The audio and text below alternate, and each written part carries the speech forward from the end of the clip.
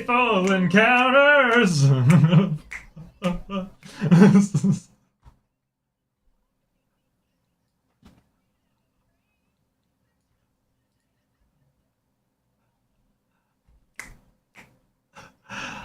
Yeah, you were good. I would have fixed this, whatever the hell's going on with the fucking screen right now, but yeah. Oh yeah.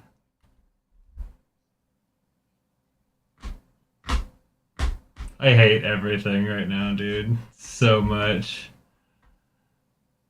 Oh, okay, I got the Yeti. I got the Yeti. What? Yo.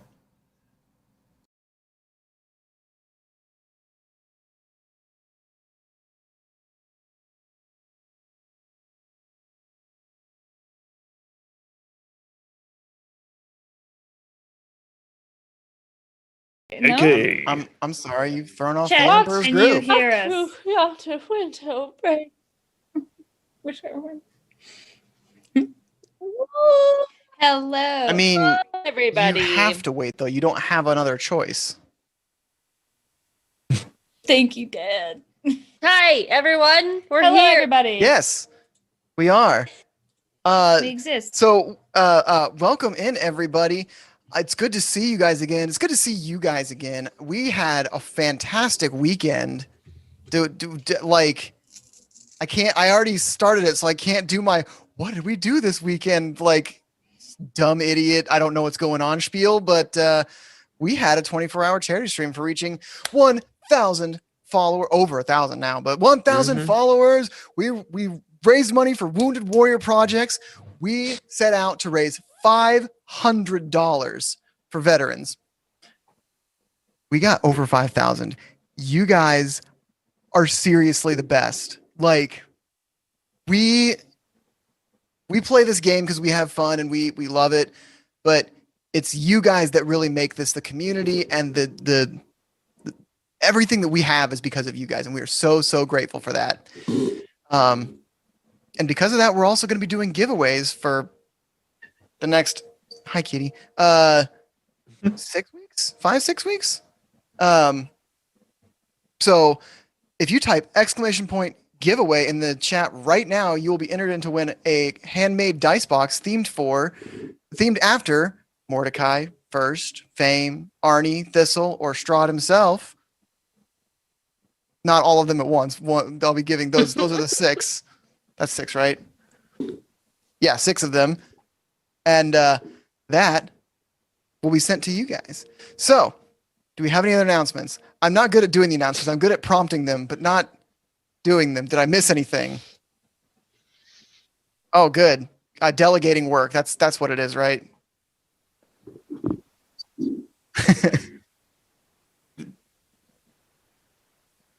Great job. Well, it's open now, but we'll it's open now, isn't it? What? Boop, boop. Oh. Yes. So we had a exclamation point giveaway in chat. We will prompt you again during the break, but you will be entering in to win, as Dylan mentioned, the handmade boxes themed to our characters. They are dice boxes, and they're very cute.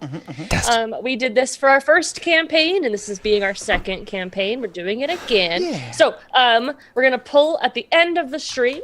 So hopefully, exclamation point giveaway in chat. Go, go, go. And also, Anything else? I mean, that's what I was. I think that's it. We had the 24-hour stream, which was way more success beyond our even wildest imaginations or hopes of what we thought could happen. And then the giveaways, and now sad times in Barovia, because that's all this campaign is sad times, morally gray, questioning yourself. That's this whole campaign. So, yeah, we'll get right. Do I need to stall anymore, Sumner? Do you want me to? I'm here, baby. I'm clipping like crazy, but I'm here. Let me see. Peaking. Someone needs to peak less, be around 30 decibels, 30. I'm here. Okay, I'm here. Okay. I believe everyone is very interested about you peaking, Summer. What's up, Jen? Nothing. Peeking. Phrasing. Wait, what? It's what it's called. What? What? What did I But there's say? a double not- entendre. There's a double entendre joke with peeking. I don't know. Don't explain it to me. I'm a child. Don't explain. It's when you reach the zenith of your life and it's all downhill from there. It's a very Look, sad guys, my existential dice crisis. are really pretty. Oh, what a great distraction from the term peak. Wow. Those are so pretty, Oh, Jen. I It like looks like them a you really lot. peaked with the Why? amount of. Why do I keep doing this? What do you think about? Oh, Look at my see. dice. I have this see. wonderful I'm sorry. peaked Sorry, dice. Jen. I This get is it dice. now. It's peaked. Okay, I'm done. got a I'm nice done. I'm peak putting on the it. peak joke to rest. I quit. Shit. I'm so I sorry. quit. Okay, so- I quit. If Sumner need me to stall anymore, I got my banana milk. I could. No, you gotta use you to interrupt me about 5 seconds ago, but no, that we good. We good. I've Well peaked. then, let's move over to the map screen then, and I'll do a recap for Shit. us. Oh my god, I'm so embarrassed right now. All right. Hey, No embrace the reason scuff, to be love it, embarrassed. cherish it, because there's an old saying in show business: the show must go wrong. Is that the same? I'm pretty sure that's exactly how it goes. Probably. No. Yeah. No, I mean it is smooth transition. So, a recounting of the last exploits of Barovia's newest citizens.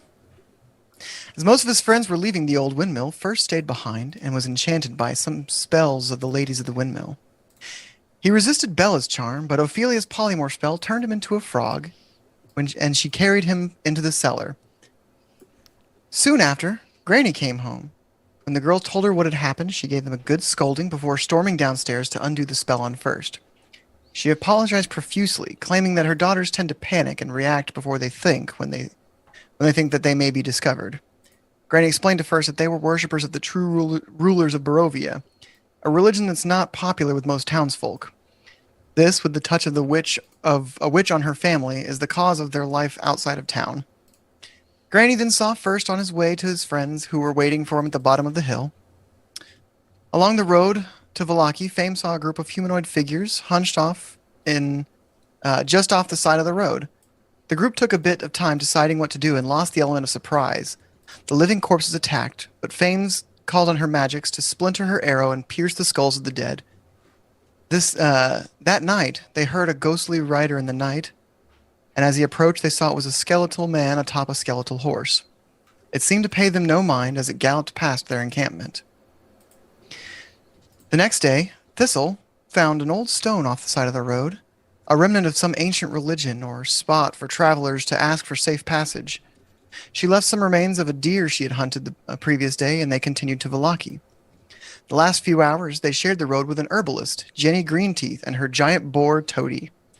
They were suspicious of her at first, but after speaking with the beast, they saw their relationship was noble, the boar acting as a knight protecting his fair lady. Jenny seemed to appreciate Thistle's love of the wild and the way she treated animals, giving her a wooden coin inscribed with the text, "Pretty penny, show me Jenny." Jenny warned them that it should only be used in emergencies and never indoors. Arriving at the gate, Arogol went south along the outside wall with Jenny to the Vistani camp, telling Thistle and Arnie to bring the toy they buy from Blink. I learned it's Blingsky, not Blinksy. SKY, not KSY. I might just keep calling him Blinksy because I can't pronounce the other one. Upon their return, Blinsky? Blinsky. Yes. Blinsky. With a short I, not a long I. Upon their return, they saw some people in the stocks wearing donkey masks. Among these people were also some children. Confused by this, they began asking questions and learned this was a punishment for not being happy enough. The villagers seemed intimidated by the burgomaster's right-hand man, Isaac, and are tired of the weekly festivals. Learning of these forced parties and the punishments for not participating, the group looked to Vasily to potentially set up a meeting with Lady Wachter, whom they had met on their first trek through Vallaki. They went to the Blue Water Inn to discuss a potential coup against the burgomaster. Meanwhile, Thistle and Arnold went to Blinsky's Toys to get the gift for Aragol's niece. The boisterous man with a monkey on his shoulder introduced himself as Blinsky himself, a wizard of tiny wonders, and was very welcoming to the two, offering them toys like a carousel with figures of snarling wolves chasing children. Arnold saw a doll that he was working on that looked unsettlingly like Irina. When asked about it, he said that Isaac demands he make these dolls each week, describing them in vivid detail and threatening to set his shop ablaze if he doesn't make them for free. Thistle offered the man 7 gold to make one just like Mordecai. He accepted on the condition that he get to finish this week's order first. During this bartering, Arnie swiped the doll, leaving a few gold in its place as payment.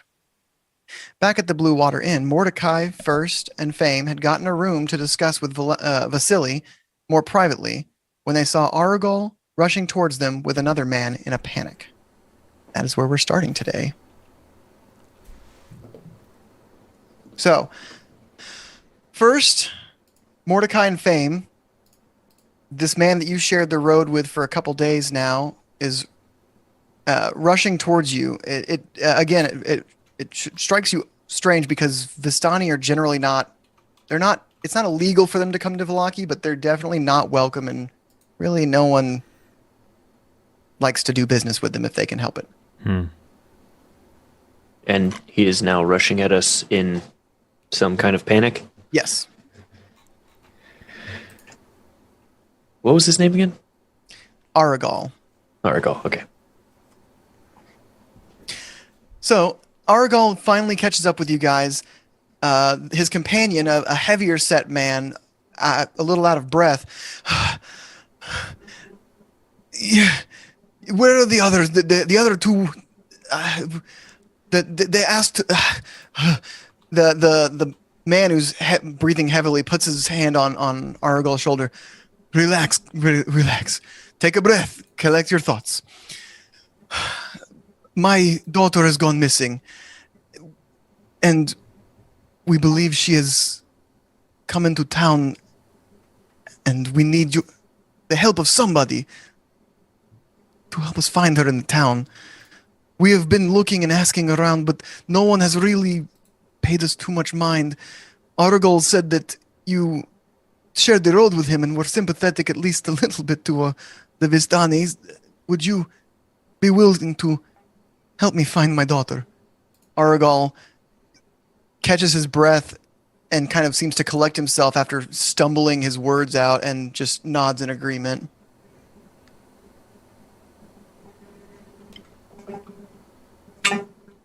Mordecai, I believe we could help them. Yeah, I guess. This place is a mess.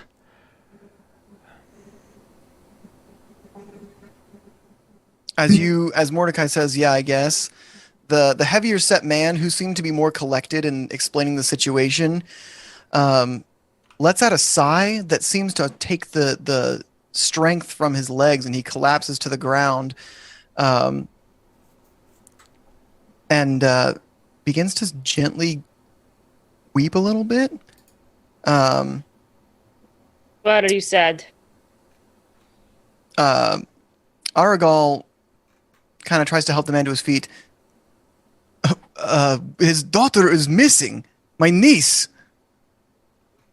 Little Arabelle. The one that I have asked you to buy a toy for me. She is missing.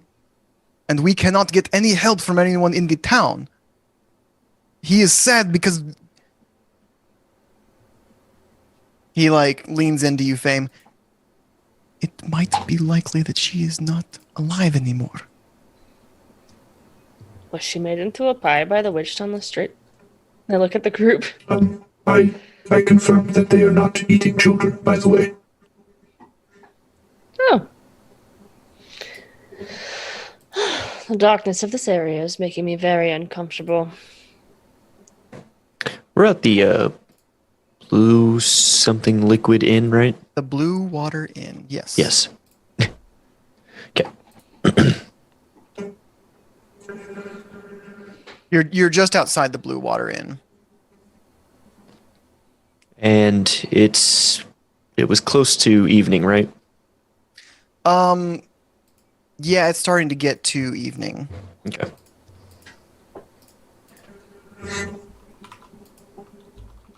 I'm back with the group now, right? Or have I not returned yet? You are The still at dog. Blinksies. Okay, cool.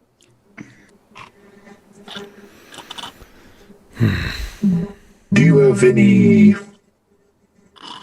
idea where she may have gone before she disappeared? Do you know where she played normally? She often snuck into town to play with some of the orphans at St. Andrew's. But that is why we suspect that she is in town. Maybe one of the children there might have seen her or know where she went or something. That is my guess as well. I think we should start there, but I think we can possibly get that in before it gets too dark. I believe time is of the essence. Aragal, now having kind of composed himself and kind of seeming to get more calm as his brother loses his calm.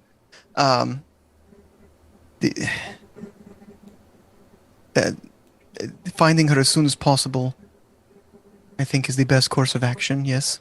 Of course. I'd say so.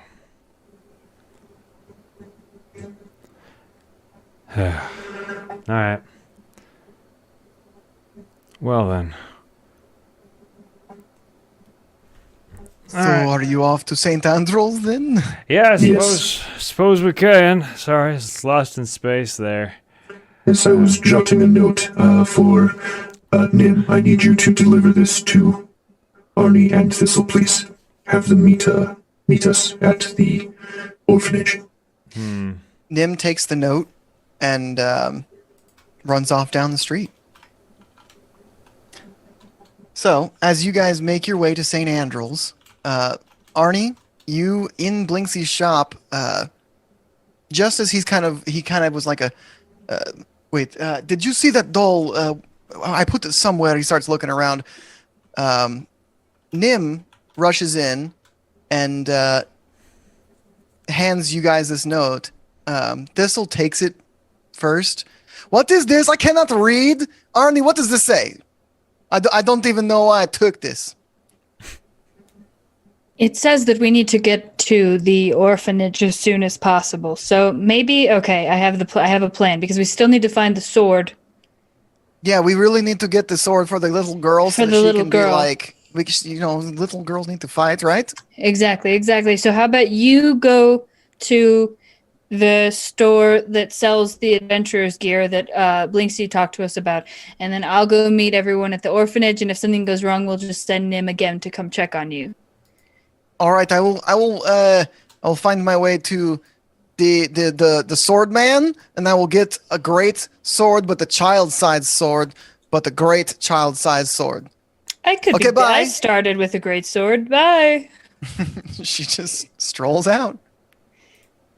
All right, and then I'm just gonna good luck finding that doll. I hope you have a great day, and then I'm just gonna walk out of the room. So you walk out of Blinksy's and into the streets of Vallaki. The note did say to meet at St. Andrew's. And the church is on the west side of town.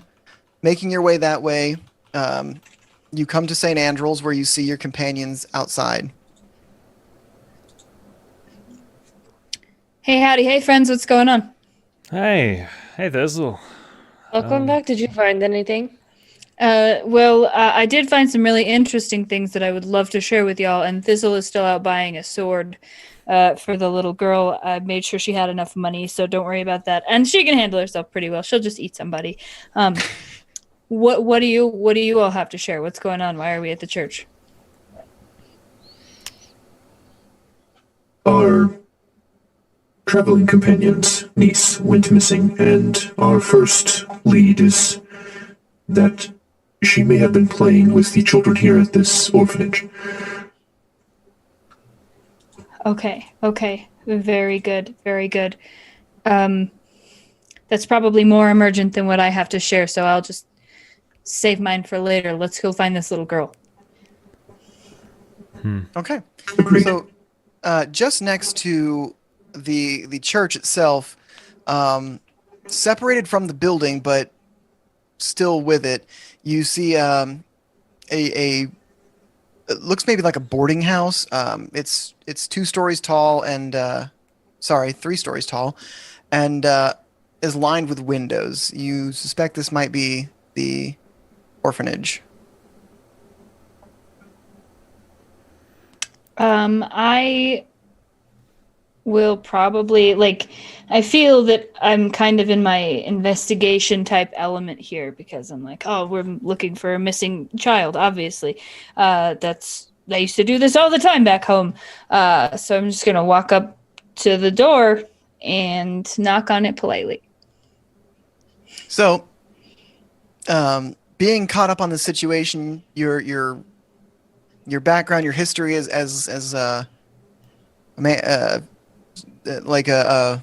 someone of the town watch, where you came from, and handling situations like this, you charge in head first and knock on the door. A woman maybe in her late 40s answers the door, wiping her hands on an apron in front of her, some red liquid on there. Yes, can I help you? She looks over. Settle down. Eat your meal. Can I help you? Can I just Hans, don't throw things. Can I just make a perception or investigation check to see if that's blood on her Yeah, apron? give me an investigation check. Wow. I rolled a natural 1, so that's 5. Might be. Why am I like this? I come and stand right behind Arnie, Great. kind of like looking over the shoulder kind of thing. Just right here. We are here. Yeah, not one. We are here looking for a young missing girl. Have you seen any children here that probably shouldn't be here?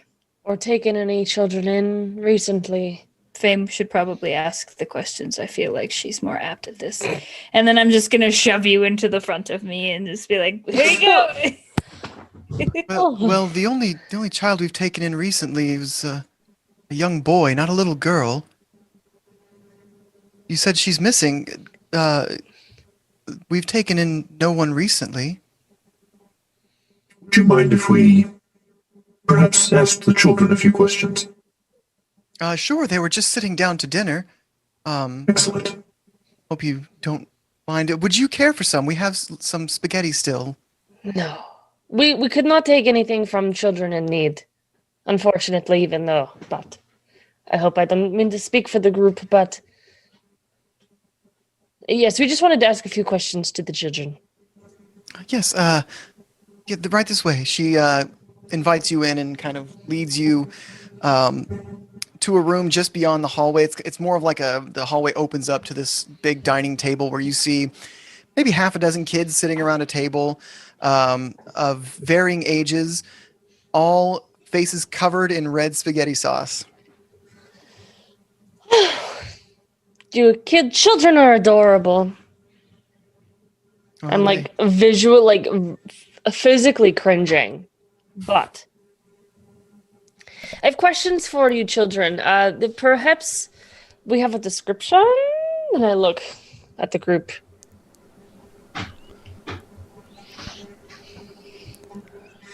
I've seen this girl, right? Nope.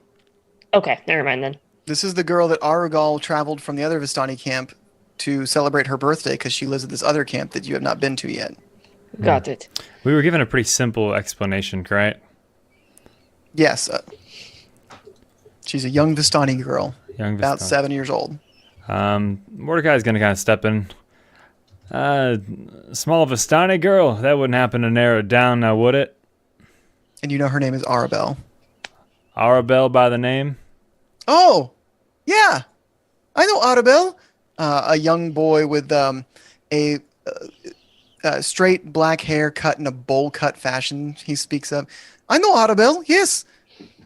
The boy next to him, who would look identical if it wasn't for his blonde hair that is like, he's like the definition of towhead, but they both have that same bowl cut. I know, yes, I know her too. Oh, well, aren't you the happiest folk in Barovia? Now, where might they be?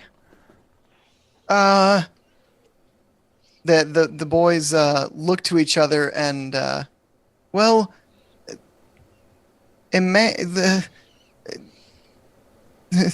seeing Mordecai with his horns and stuff. Spit it out. It's okay. He's they're- nice. You can punch him if you want. I'm nice sometimes. Well, we were playing. Listen, it is okay, and I'll get on my knees because I am very tall. Kind of get either at their level or lower, and like hold my hand out for them to hold my hand, but they don't have to if they don't want to. But I'm hoping the to comfort. tow-headed boy leans in to whisper in your ear, spaghetti sauce on his hands, like gross kid hands, and he says, "We were playing vampires and vampire slayers. When a grubby-looking man came and offered to buy her a toy from Blinksy. Blinsky. Will you tell me? Do you remember what this man looks like? He was big man. He was at least the size of a mountain. Shut up, Hans. He wasn't as big as a mountain. He was bigger than the mountain. I'm going to need a little more descriptors than looks like a mountain. He had a big beard, and he had like he was wearing a vest and pants, and he had shoes on. I'm not going to be able to shift into this person. I look up at Mordecai, like I'm not going to be able to shift into a vague man with beard and vest and pants. Who is big or bigger than a mountain? Who is bigger than a mountain, Mordecai? I feel like that could be anyone. May I step in? Yes, first. Now stand back up. Now first kneels down to talk to the children. Okay, they were scared of me, but you'll do it. You can give first a clink. Just give him a little tink tink on the face. He's fine. Jen. He Jen, loves The- it. The black-haired boy like tinks first on the forehead.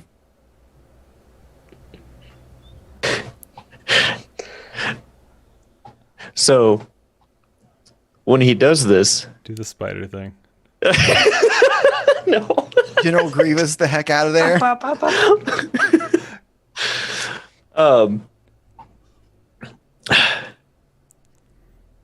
I was gonna like when he tinks on the head, I was gonna have my like the things on my face that light up just like glow really brightly.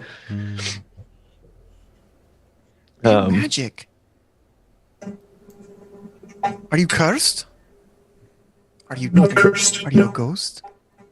Are you a haunted you- set of armor? You would not be able to touch me if I was a ghost, but Are you a if it- ghost in some armor? would that be cool?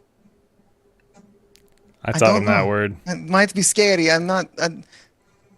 What if I told you I was a honor-bound knight on a duty-bound mission to save Arabelle? Oh, well, Arabelle usually plays the knights with us, and she likes to hit us with sticks. But when we played knights and werewolves. I'm a knight. Excellent. Then you know how just it is. Now, can you tell me, did this man have any tattoos or any markings or scars? His arms were too hairy to see if he had tattoos, but he He had the big bushy eyebrows. I see. And you said he had a large, bushy beard as well? Yes, his beard was like, and he puts his hands up to his face. His beard was like this, and it's very thick and black. It's black hair. Excellent. Very good. And now what you said he was a large man. Was he fat or skinny or tall or short? Well, he's taller than us, but most adults are bigger than us. But he was also fat. He was a very fat man. Turning into Thistle here. So kind of like a mountain, he was bottom heavy. Well, that's why I said he was like a mountain, because he was All right, like now I get it. kind of comes up to a peak. He had very small head too. Was he wearing a hat by chance? Yeah, he had a hat. Can you describe the hat? It was the top of the hat was bent forward and like attached to the front thing of the hat. Brim? I don't know. I don't know hat terminology. That's I don't fine. know the word terminology. You know the word terminology. I don't know what hat things are called, but Sorry, I don't know the vernacular, but my vocabulary is lacking. The eloquence of my tongue is failing me in this moment. I'm sorry. And can you tell me where you were playing when this man approached you and We were playing absconded? near the town square. When he said he would buy Arabelle a Blinsky toy, she got very excited and they started heading north, up the street. I see. all right. Well, you have been wonderful, and I think you are going to make a wonderful night in the near future. I will give you this as a parting gift in your journey to becoming excellent knights. I write them both like just a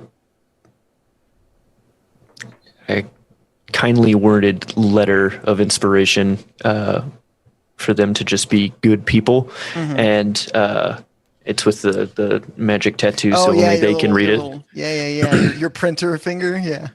And I'm going to fold up 5 gold into the paper as well. Excellent. Mordecai's also going to lean down because he saw the looks that the kids were giving to him, like kind of afraid of him. And he leans down kind of into it. And he's like, by the way, I might be the monster underneath your bed, but I ain't the kind that's going to grab your ankles. I'm going to be the kind that kills other demons beneath your bed. I'm going to stomp on his... Okay. Are you like Your a eyes are like- mosquito? What? Like a hot mosquito? The Yeah, big yeah, ones I'm a that demon that eat hunts. I don't know. little I was trying to be bugs? cool. I've never...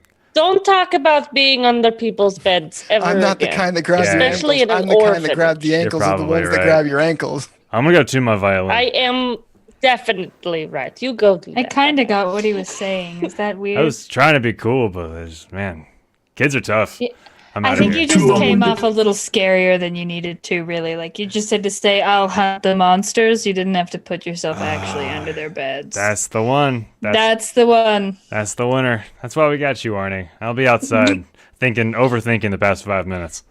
All right. Have fun. Don't worry about it. Well, little boys, how long ago did this man say that he was taking Argal to Blinsky's? This was earlier today. We were playing in the streets. Like, all right. Well, I just came from Blinsky's, and I didn't see anyone other than Blinsky, myself, and Thistle. So Maybe they Perhaps bought we the should. toy and left. Surely the store owner would have seen him. That would probably be the next bet, is to ask them if a child came with a man with a black beard as large as a mountain with a vest and A pants small on. hat. Hairy And don't arms. forget his shoes. He was wearing shoes. Shoes are a very important descriptor, obviously. Need more descriptors. This is so frustrating. I'm so sorry, Fame. But the spaghetti face is just so cute. It is pretty adorable. As you say that, one of them like slurps up a noodle, just. And it just smacks him in the forehead. I'll be honest with all of you, and like, are we leaving the orphanage now, or are we staying here to ask more questions, or are we going immediately to Blinsky's? I need to know this. I got up like I was done, so Okay. I will take the cue and we're all done to leave. Cool. I'll start leaving with first.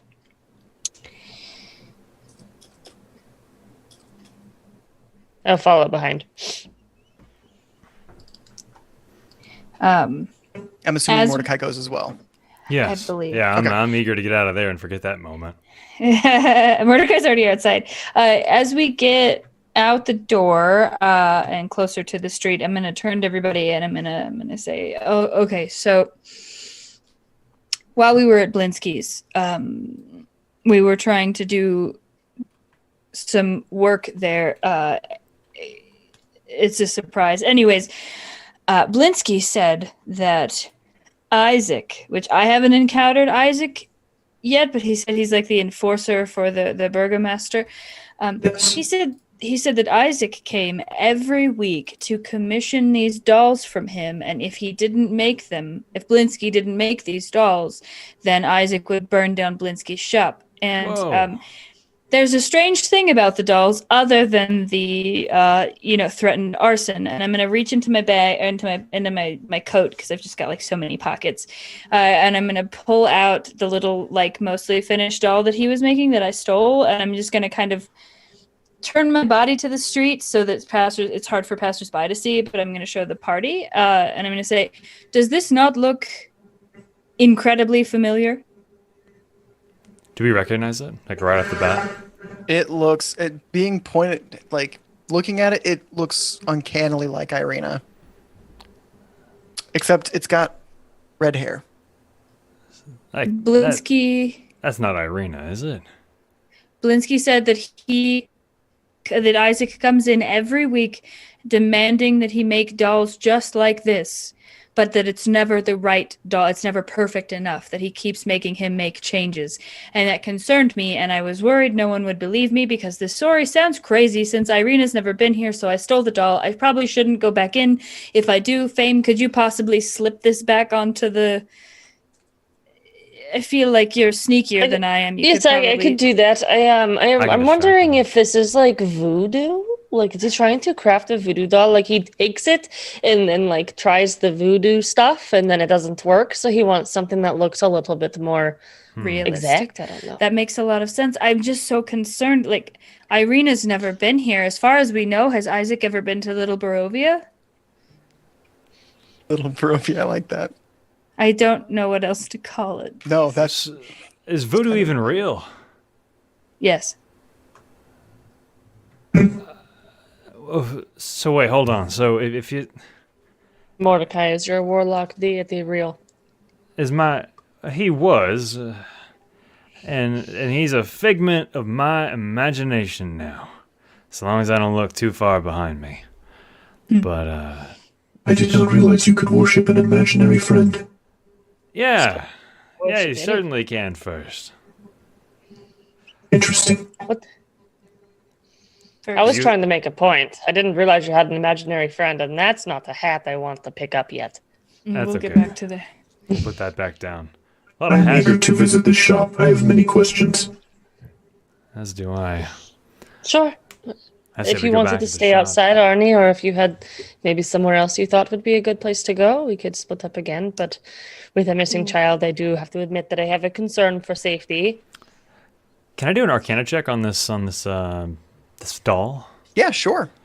Just to see if it has any type of aura of any kind. I don't think an Arcana check can tell me much, if anything. Arcana check But won't tell you aura, but you can it'll like see if look there's- for it and like be looking for runes, 18. markings. 18.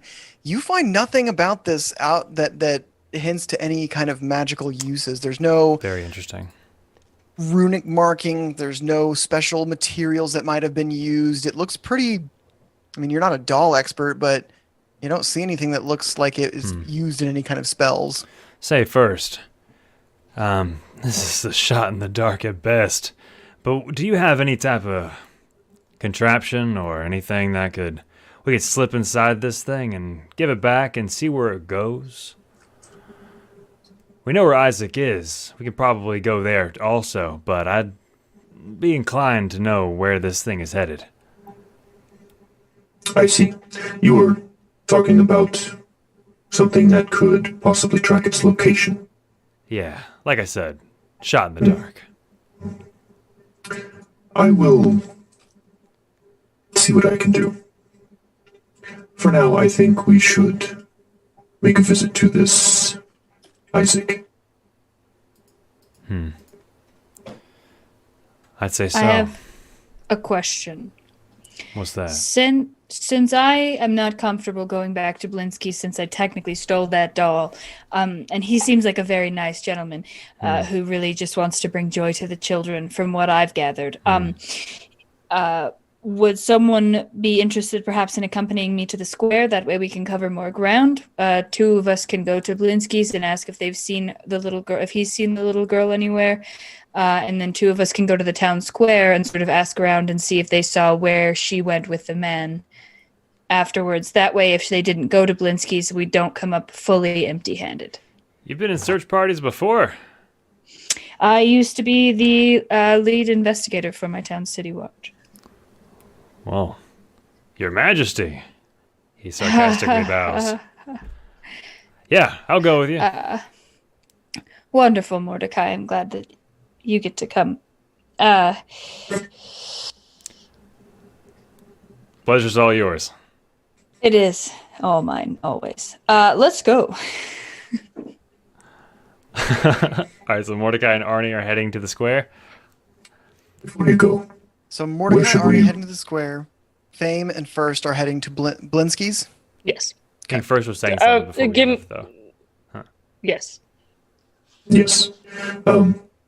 Before you go, where should we rendezvous after we are both complete with our objectives? How about the square? We'll probably still be there. True. And if we are not there, then you have not met. That makes sense. Yeah. I need the doll. Whew. I'll take it from Arnie. Oh, yeah. Thank you, Fame. I really appreciate you putting it back. I don't want his shop to burn down. I just wanted proof. Yes, I am unfortunately fearful that it might already be done. We'll find out, though. I did leave him 5 gold in its place when I took it. I just hope that we get back in time, or you get back in time. Yes, 5 gold is not a house worth. Let's go first. Yes. Okay. So Fame and First head their way to Blinsky's, and I guess we'll start there. You approach the shop. It's the cramped shop is a dark entrance portico, above which hangs a wooden sign shaped like a rocking horse with a B engraved on both sides. Flanking the entrance are 2 arched, lead-framed windows. Through the dirty glass, you see jumbled displays of toys and hanging placards bearing the slogan, "Is no fun, is no Blinsky."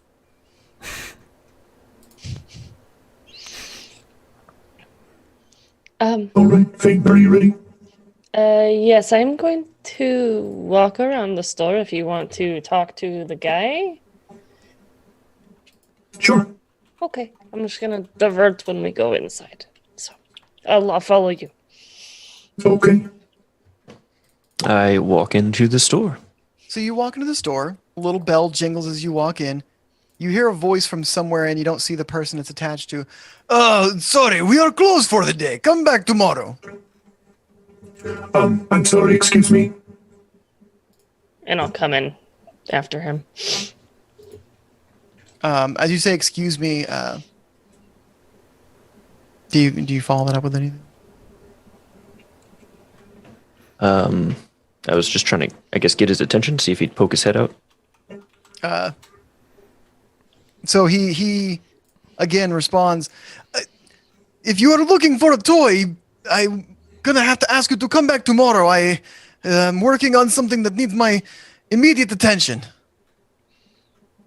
Tell him we're looking for him first. I see. I understand you're a busy man, but I think I'm looking for you. I need to talk to you specifically. I'm not here to purchase a toy. I'm gonna go divert Divert around like a different aisle, something. Yeah, go Okay. different aisles, kind of looking at stealth what check. I see and stealthing. Or are Yes. you trying? I guess before I ask for a stealth check, are you trying to be sneaky? Yes, Okay. yes. Unnatural 20. All right. So he calls out to you. What would you need to see me for? Well, you see, I am looking for someone, and you were given to me by name as someone who may have seen them last. Well, come May on, I come come and on see back you? here to my workshop. I really need to finish this as quickly as I can, but I will help you if I can, I guess. Excellent. I will try not to waste your time.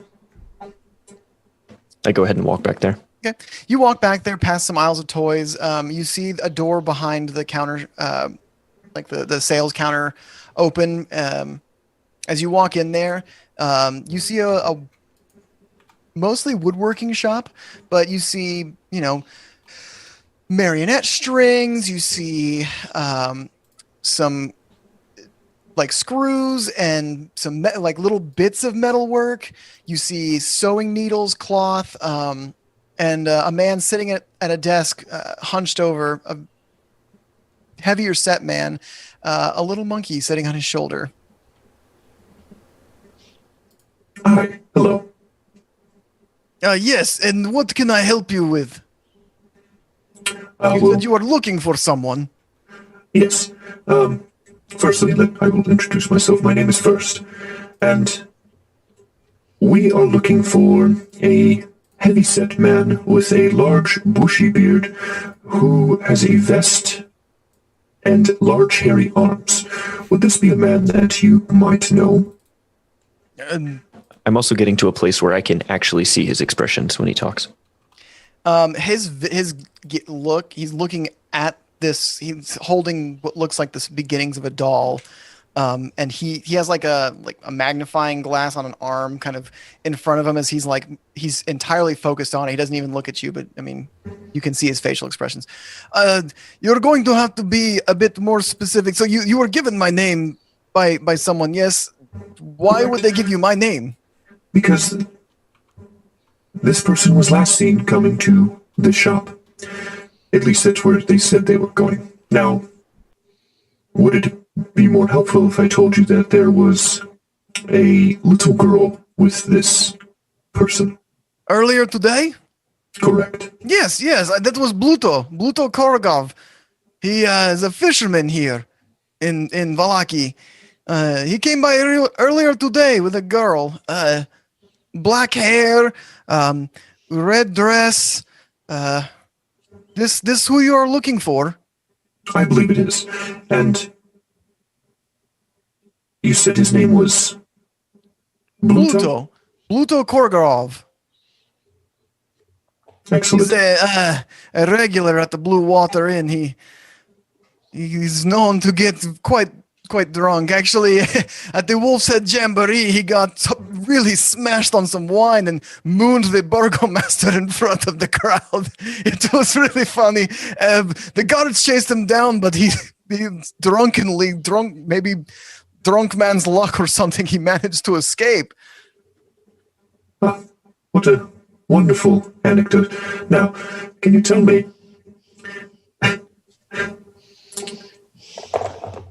does this Bluto ever seem like the type of man to do anything nefarious? He's what you might call stupid. He's not the smartest man I've ever met. But I cannot say if he would do anything bad, stupid perhaps, but not bad. I see. Has he done something? To be determined. Can you also tell me, was he acting strangely at all last time he was in your shop?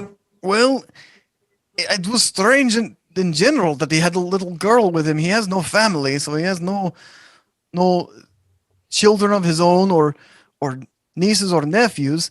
He bought her a pair of zombie dolls, and he said he was going to take her fishing. I see. And do you know where he normally fishes? Yes, he usually goes fishing at Lake Zarovich, north of town. Do we want to see if Fame wants to do anything behind the scenes? Yeah, I'm just walking around the store looking for more of these dolls so that I can place it with them. If I don't find any, I'm just going to put them on the desk that I see that is like blank. So you see no other dolls that look like Irina. Remembering what Arnie told you, Isaac comes and gets them once a week. So they're not like in stock. He custom makes them. So you place it on the desk out front. Excuse me. And Fame would also generally be looking for anything of nefarious deeds, Give me such as like notches in the floors, anything on the shelves that would indicate like danger or lies. I'm going to want 2 checks from you. I want an investigation and a perception check. Okay. Investigation looking at like things on the shelves that might be nefarious. Perception looking for many hidden. Investigation 17, Okay. perception at 20, so 25. Okay.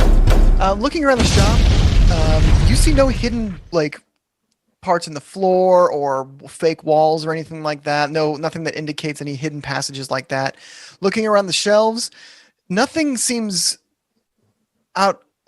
Everything seems suspicious because the toys that he has in his shop are all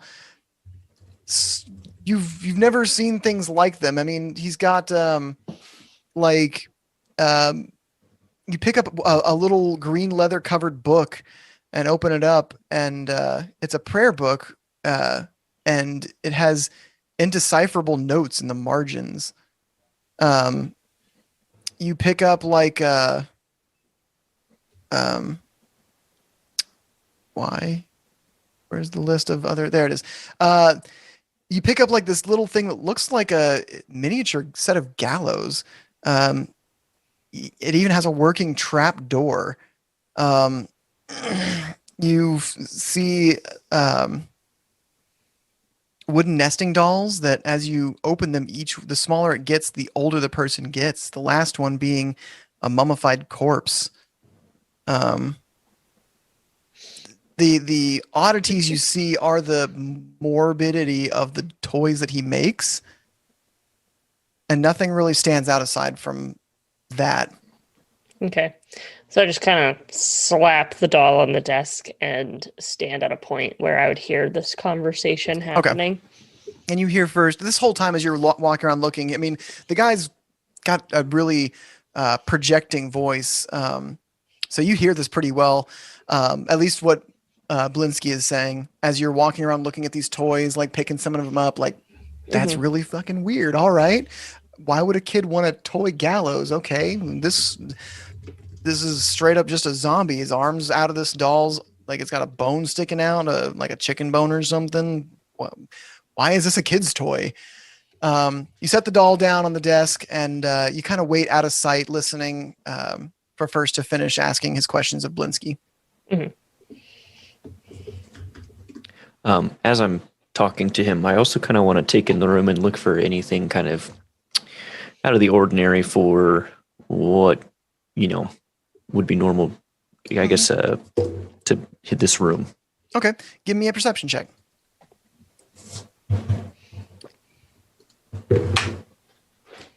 Uh, 12. Okay. You've been in inventor shops, you were made in kind of a super advanced adventure shop. This looks very rudimentary. I mean, it looks just kind of like a toy maker's shop. You don't really see anything out of the ordinary for it. Okay.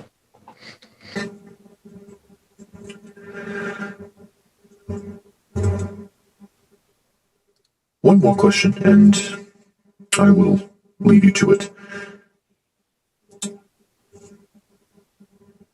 Actually, I might have another one, but it's more on a personal level.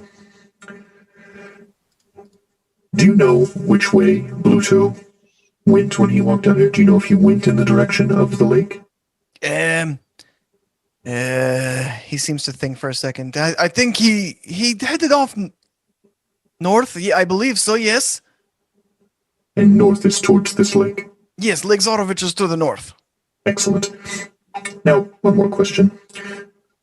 I hear that Isaac has special requests for you. Yes, it's actually what I'm working on right now. I was making one, and it seems that I've misplaced it, so I have to finish this one quickly. I see. How do you feel about this, Isaac? How do I feel about somebody getting free labor at the threat of burning my shop down? I can say I'm not a big fan of the man. Wonderful. Neither am I. Now, do you believe it could possibly do with the burgomaster? He might be asking him to gather these dolls? Yeah. I don't think so. I mean, I'm not sure, but he seems to describe this doll I'm supposed to make very vividly. If this is on the burgomaster's orders, then I'm not sure how Isaac is. He's a smart man, but not that smart. I'm not sure he could describe something in this great of detail if it was just told to him from the burgomaster or something. I see. Well, I believe that really does it for me. I will give you this for your time, and should you need something, I don't know, Isaac come back and threaten to burn your shop again, please let me know. Well, he does. I'm sure when he comes later this week, he will take the doll, and a day or two later, he'll come back demanding another one for the same thing. Well,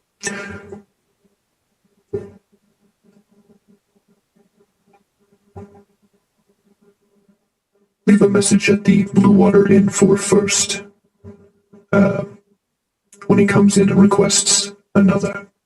All right, sure. Blue Water. There was a girl who also seems to not be from Vallaki that came in. She was requesting a blue doll. She said she was at the Blue Water Inn as well. Is she with you? Could I leave when I finish making her piece? Could I leave it with the note for you? Yes, well, that depends. Do you happen to know her name or what she looks like? Did not catch her name, but she was the definition of wild child, if you know what I mean. Her hair, I think she had a bird's nest actually in her hair. Yes, I do know her. That is our companion Thistle, and yes, you may leave the doll with my message. Well, you never know, but I think you'll be expecting to hear from me in the next couple of days. Excellent. I will look forward to your message, but I will not look forward to the negativity that it will probably have. Well, you take care now, my friend. Be safe, and if you ever need some entertainment, a little joy in this world, come back to your Blink season. I will get you something fun. Remember, there's no fun, there's no Blinksy. True words have never been said. I appreciate you, and have a wonderful day. And I walk out. You see Fame sitting, leaning up against the desk, a bit away from the doll, but like around the corner from the door. And I assume you both exit the shop. Yeah. If you're great. ready, I'm walking out. That sounds like a good spot for our break. Okay. Heck yeah. Very cool. Sounds good. Sweet. And what's the command for the giveaway? Is it giveaway? Exclamation point Giveaway. giveaway. Heck yeah. For a custom dice box based on one of the characters. Do we know which one it is, or is it going to be random this time, or we're going to say at the end? We'll say at the end. We'll say at the end. We'll be right back, everyone. Thank you so much. Bye. I'm sorry it wasn't as good as you thought it would be. It says make eggs. Okay, perfect. How much is this one? Perfect. Okay, it's 2 copper.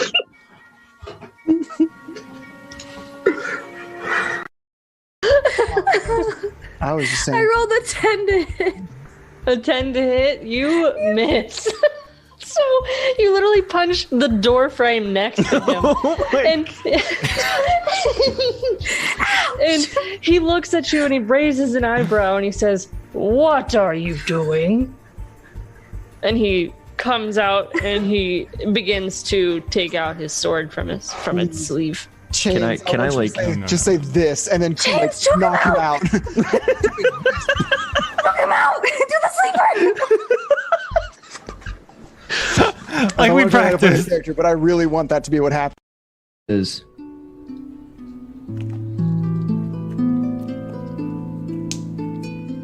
I had a friend. He was my best friend. His name was Slurms Mackenzie. Oh no. When we got out, he was a man who liked to party.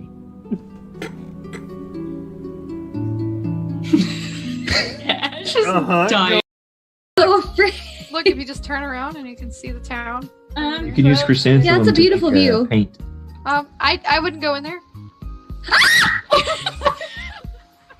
What did I just say? Yeah. Not trust her. I wouldn't go in there. What are we? Child. Just I will rig an explosive. Is that a thing that you can do? Inside the city, Chains? That sounds very Chains, dangerous. that's called terrorism, and that's bad. Yeah, we can't hurt other people. Chains, that's frowned upon, and We are generally freedom kind of rude fighters. to This do. is why it is in an alley where people do not generally go. Chains, I have a really... Also, Oh, you what if they guys look at are my not little letting me garbage finish my sack? plan. You are over here saying, "Wow, explosives are bad. Wow, Chains, fuck you." Chains, I have a really neat spell that lets me just throw arrow. Like, Sorry, Chains, you're right. Whoa. do you think that would be less violent than like a bomb? And then we do the rest of your plan that I don't know anything Or about. we could also use my net as I pulled You're my net still off doing my it, I can guys. cast spells, you guys. I can cast spells. Well, I imagine we probably want to ask Sabine, them some questions Sabine first. interjects and says, Come on down. The siren or to me? The siren. Hi, have we met? My name is Siren. Hey, Cyrus, Jumped over the pit, gone to the hallway, and he's just gonna watch. I can't believe I'm a part of this, but here we go. Siren, would you please check this door for me? Yeah, it's a door. I've seen one. What is on the other side? On the other side. What the fuck? She opens the door and gets stabbed by spears.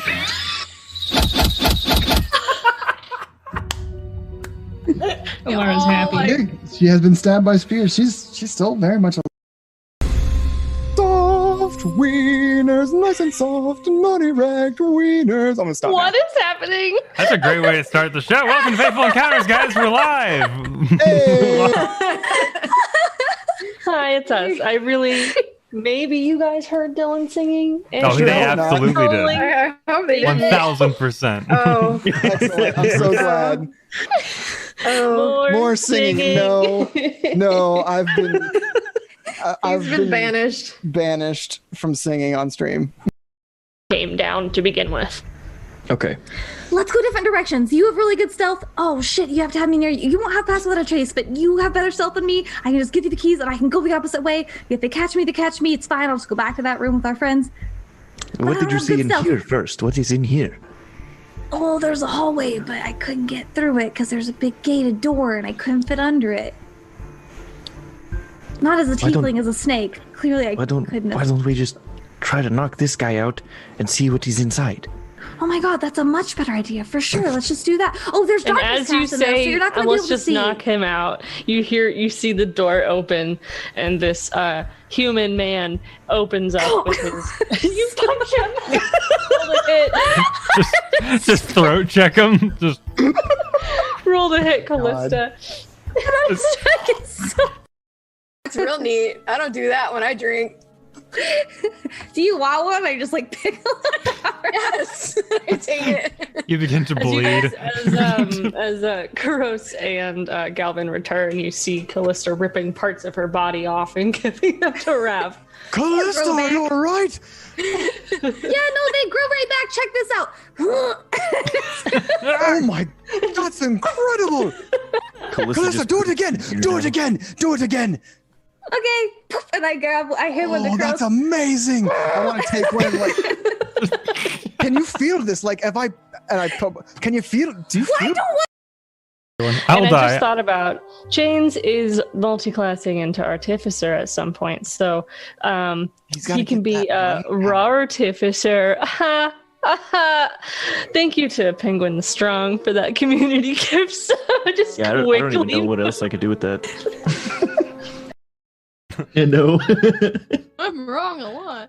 I'm wrong So, a whole hell of a lot. With that, let's Sumner, can you take us to our circle view? But of course. Oh no. Oh no, I'm so sorry I ran the intro. Oh no, I'm so sorry everybody. Please forgive me. Oh no.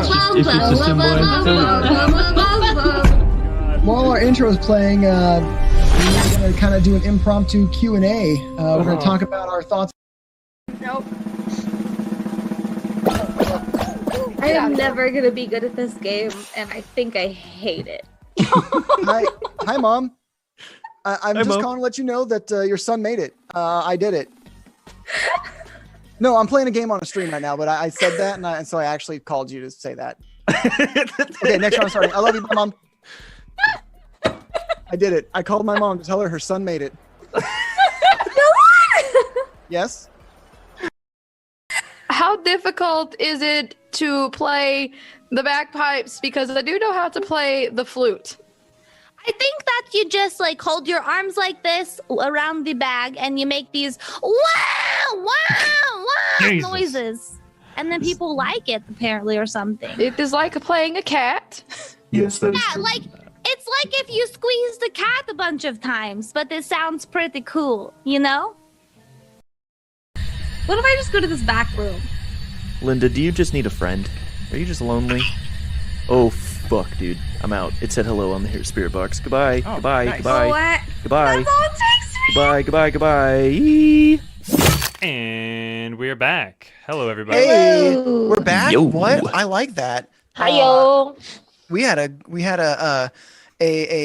sleuthy McSleutherton first half. Who wants to tell us what happened before the break? Probably either Fame or First, since they were there first. There's so much use of my name. Well, firstly, ask some kids the first questions for their first mission today. That's right. Yes, that was really cute. Yes, we went to the orphanage to attempt to locate the small girl that is missing. And wait, small girl's missing? How did you find out about a small girl that was missing? do you want to do the recap? I'm trying to prompt you guys. I did the first recap, and I'm going to recap all of this next week. A person whose name I forgot that gave us quest. We went to the Aragal. orphanage. What was quest that he gave you? First, you want to do the recap? Yeah, sure. Aragal came to us basically out of breath with his brother, and brother said his daughter is missing. And last place, she was known to go and play with the kids at the orphanage, so we went to the orphanage to see if they knew anything about little girl's whereabouts. Little girl's name is Arabelle, I believe. So we went there, and Mordecai, Fame, and myself. Arnie, did you ask questions too? Okay. I wasn't there. I was at Blinsky's shop for the whole first half of that until we got to You the... were there going Oh, to at the orphanage. Yeah, Yes. I specifically asked what time they went to Blinsky's because Thistle and I had Okay. been there and not seen them. So we all questioned a couple of the kids who knew Arabelle, and Hans and Franz. And they said they were playing with Arabelle in the square when a mountain man came and promised her a toy from Blinsky's. And so Fame and I followed up the lead going to Blinsky's, while Mordecai and Arnie, went to the square to see if they could find any information. I questioned the toy maker about the man who came in, and his name was Bluto Kargarov, and he's a fisherman, typically over at Lake Zarovich. And Arabelle was wearing a red dress and has black hair. And that was what I gathered. Also, kind of looked into getting some more information on Isaac, the mean guy, who is the right-hand man to the burgomaster, who I want to overthrow. Mr. Isaac. Okay, so we come back. We're going to go to Arnie and Mordecai going to the town square to look for clues, gang. So, Mordecai, Mm-hmm. a patron. I thought you were a bard. That's all. I'm just a little confused. They're referencing an old tale. I used to have a friend. Shadowy type. People call me the Devils, but they don't know anything about the real kinds, I'll tell you that. I can agree to that completely. So we're looking for this girl, yeah? Yes, yeah, absolutely. Looking at Arabelle. I was thinking we could sort of probably ask the people in the stockades. That's true. Yeah. I mean, they're there all day. They would have probably seen a fat man and a young girl walking away from a group of children together. Yeah, it's good thinking. Is there a landmark around here, like a fountain or something, or a big statue? So as you guys make your way to the square, the shops and homes that enclose the town square are decorated with limp, tattered garlands of painted wood boxes filled with tiny dead flowers. At the north end of the square stands a row of stocks where the men, women, and children wearing crude donkey heads are. In the center of the square, people in patchwork clothes eye you suspiciously as they use cups and vases to draw water from a crumbling stone fountain. Standing tall in the center of the fountain is a gray statue of an impressive man facing west. All around the square are posted proclamations. Are these proclamations? Are these the... I want to go... Mordecai's going to actually grab one. Okay. As you approach, you see some that look tattered and worn and some that look brand new. So, yeah, and while looking for a landmark of some kind to, like, kind of like be our, even Mordecai and Arnie's, like, meeting point, There's the stocks, there's the well, there's the statue, which is in the center of the fountain. All right, the statue in the center of the fountain, around this. And what did the proclamation read? So you grab one that's on the ground. It's a little bit more tattered and looks older. It says, "Come one, come all to the greatest celebration of the year, the Wolf's Head Jamboree. Attendance and children required. Pikes will be provided." And then in all capital letters, "All will be well. Signed, the Baron." You ever seen I flipped the proclamation to face Arnie. You ever seen an event where children were required? No, and honestly, that sounds really uncomfortable. What do they all say this? And I'm gonna grab just like one that looks like it's sort of different. Probably like an older one. Okay. So the older ones are the ones that say the Wolf's Head Jamboree. Oh, I'm sorry, a new one. Okay. Then. I thought there was like multiple stages of decay. I apologize. Well, there's kind of two sets. One that looks maybe a week old, and then one that looks like today. Okay. I want to see the today one. So the one you grab, and I'm pulling up my pictures of these posters because don't know why I didn't have those ready, because I know why, because I am in a fluster today. You ever do that? Happened to me. So the ones that Mordecai grabbed is this pamphlet. Make that bigger for you.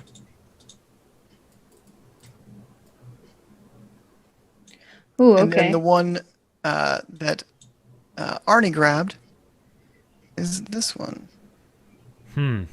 Come one, come all. Oh, look at this thing. Festival of the Blazing Sun, huh?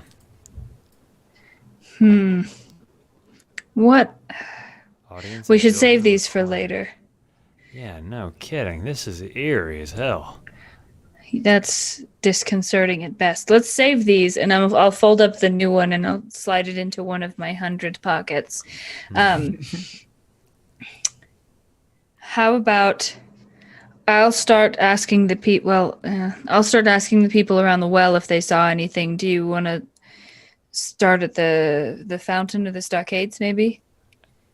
The fountain, because it looks like it's got a higher step, and Mordecai stands up really tall, like on the fountain, like on the edge of the water, and takes his violin out. And he tuned earlier, so he's going to play music beautifully, almost to just blend in, to add to a jovial environment around the square, hopefully to gather a small, enthralling performance.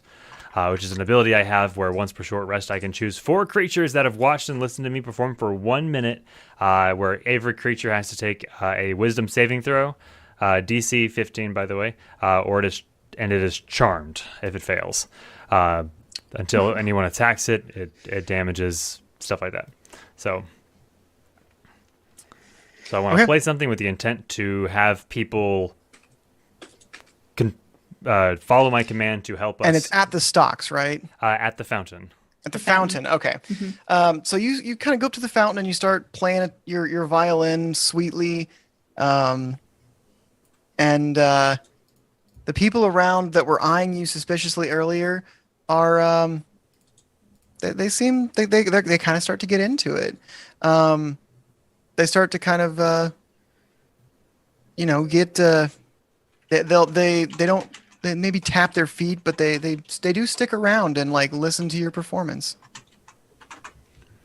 All right, so they have to make a wisdom saving throw if they stay for a minute. They failed. Okay, all of them. Okay, 4. I was gonna use the inspiration to have one of them. All right, no, they failed. Fantastic. I rolled for them. They failed. Fantastic. The song wraps up. He finishes with a flourish, and he bows and says, "Thank you," and then he looks up and makes eye contact with the 4 that stayed. No, they all stayed. Oh, they all stayed. Oh, they all stayed. failed. I wasn't rolling 12 saving throws. I rolled 1. The crowd, the single entity of the mob that I'm counting this as, was charmed by you. Neat. Love it. Okay. I hopped down and I looked to Arnie, really I did good. Arnie's just like Good job. Hello, all. I require no tips, no payment. However, I require information. We are looking for a young Arabelle. Child, about yay tall. Hair from here or here. As he vaguely describes the child. She's Vistani. I just yell from the back of the crowd. Ah, yes, you in the back. She's Vistani. I heard she once left with a tall, fat gentleman in a small hat. We have an informed audience member. Thank you. No one in the crowd seems to respond. They're just kind of like look at each other and like murmur, but you suspect that no one knows anyone by the name of Arabelle. Well then. Well, everybody, since they're charmed about, if you don't know, go find out. And meet back here in 1 hour with what you find. Good luck, soldiers. And I salute with my bow, kind of sarcastically, and I wave them off. They go off, and whether they're gonna look for, whether they're gonna do your bidding or not, we'll see later. They're charmed. I have know. to. They are. I know. Do you trust me, cool. Sumner? Do you trust me? I know. Do you trust me? Maybe. So that was fantastic. Ooh, absolutely well done. Clap, clap, clap. Golf claps for you. Ooh, yeah. I have never seen you perform in quite such a way, Mordecai. I was genuinely moved. Thank you for your art. Oh, that was nothing. That was all improv, baby. And he begins cracking his fingers. You said you wanted to talk to the people in the stockades, yeah? Yes. Yep. That sounds like a great plan. I have a sneaking suspicion that they know about these festivals, given their distaste. We can ask them about the child and the festivals. Mordecai, to what I would have given to have you as my second in command back home. Let's go. And then I just start Second in command? Oh, I was first. I'm always first. Except for first, who is first. But anyways, that's not the point. He completely misunderstands what you were trying to say. He's like, second in command? I'm a first. So First is first. It's a name, not a title. Well, it's a title, but it's a title he's taken as a name, and exactly. And Mordecai, he follows you, ironically. I love it. So I'm gonna walk over to the people at the stocks, and I'm gonna squat down to one of the children who currently has the. Did we leave the donkey heads off of the kids, or did we put them back on so they weren't punished? Because the adults were afraid that if they were seen without the masks on by the town watch they'd be the burgomaster, they would worse. be exiled from the city and unable to return. So okay, thank you. I couldn't remember if it was just the adults or no. If That was was a minor detail. I don't mind re-clarifying things like that. I appreciate. So I'm gonna walk over and I'm gonna squat down in front of one of the kids, and I'm just gonna. I'm not gonna touch the mask, but I'm gonna say, "Hey, hey, I have some questions, and if you have answers, I have water." Oh, yes. What? I'm really thirsty. What are your questions? Well, first, and then I'm gonna lift the donkey helmet a little bit and give the child some water before I ask. Earlier today, there was a little girl named Arabelle playing here in the center of town with some other children from the orphanage. Arabelle left with a large fat man in a hat, and I was wondering if you saw which way they went. Well, I was here all day. I saw the orphans playing. And then I saw one of them leave with a grown up. Yeah, which direction did that grown up go?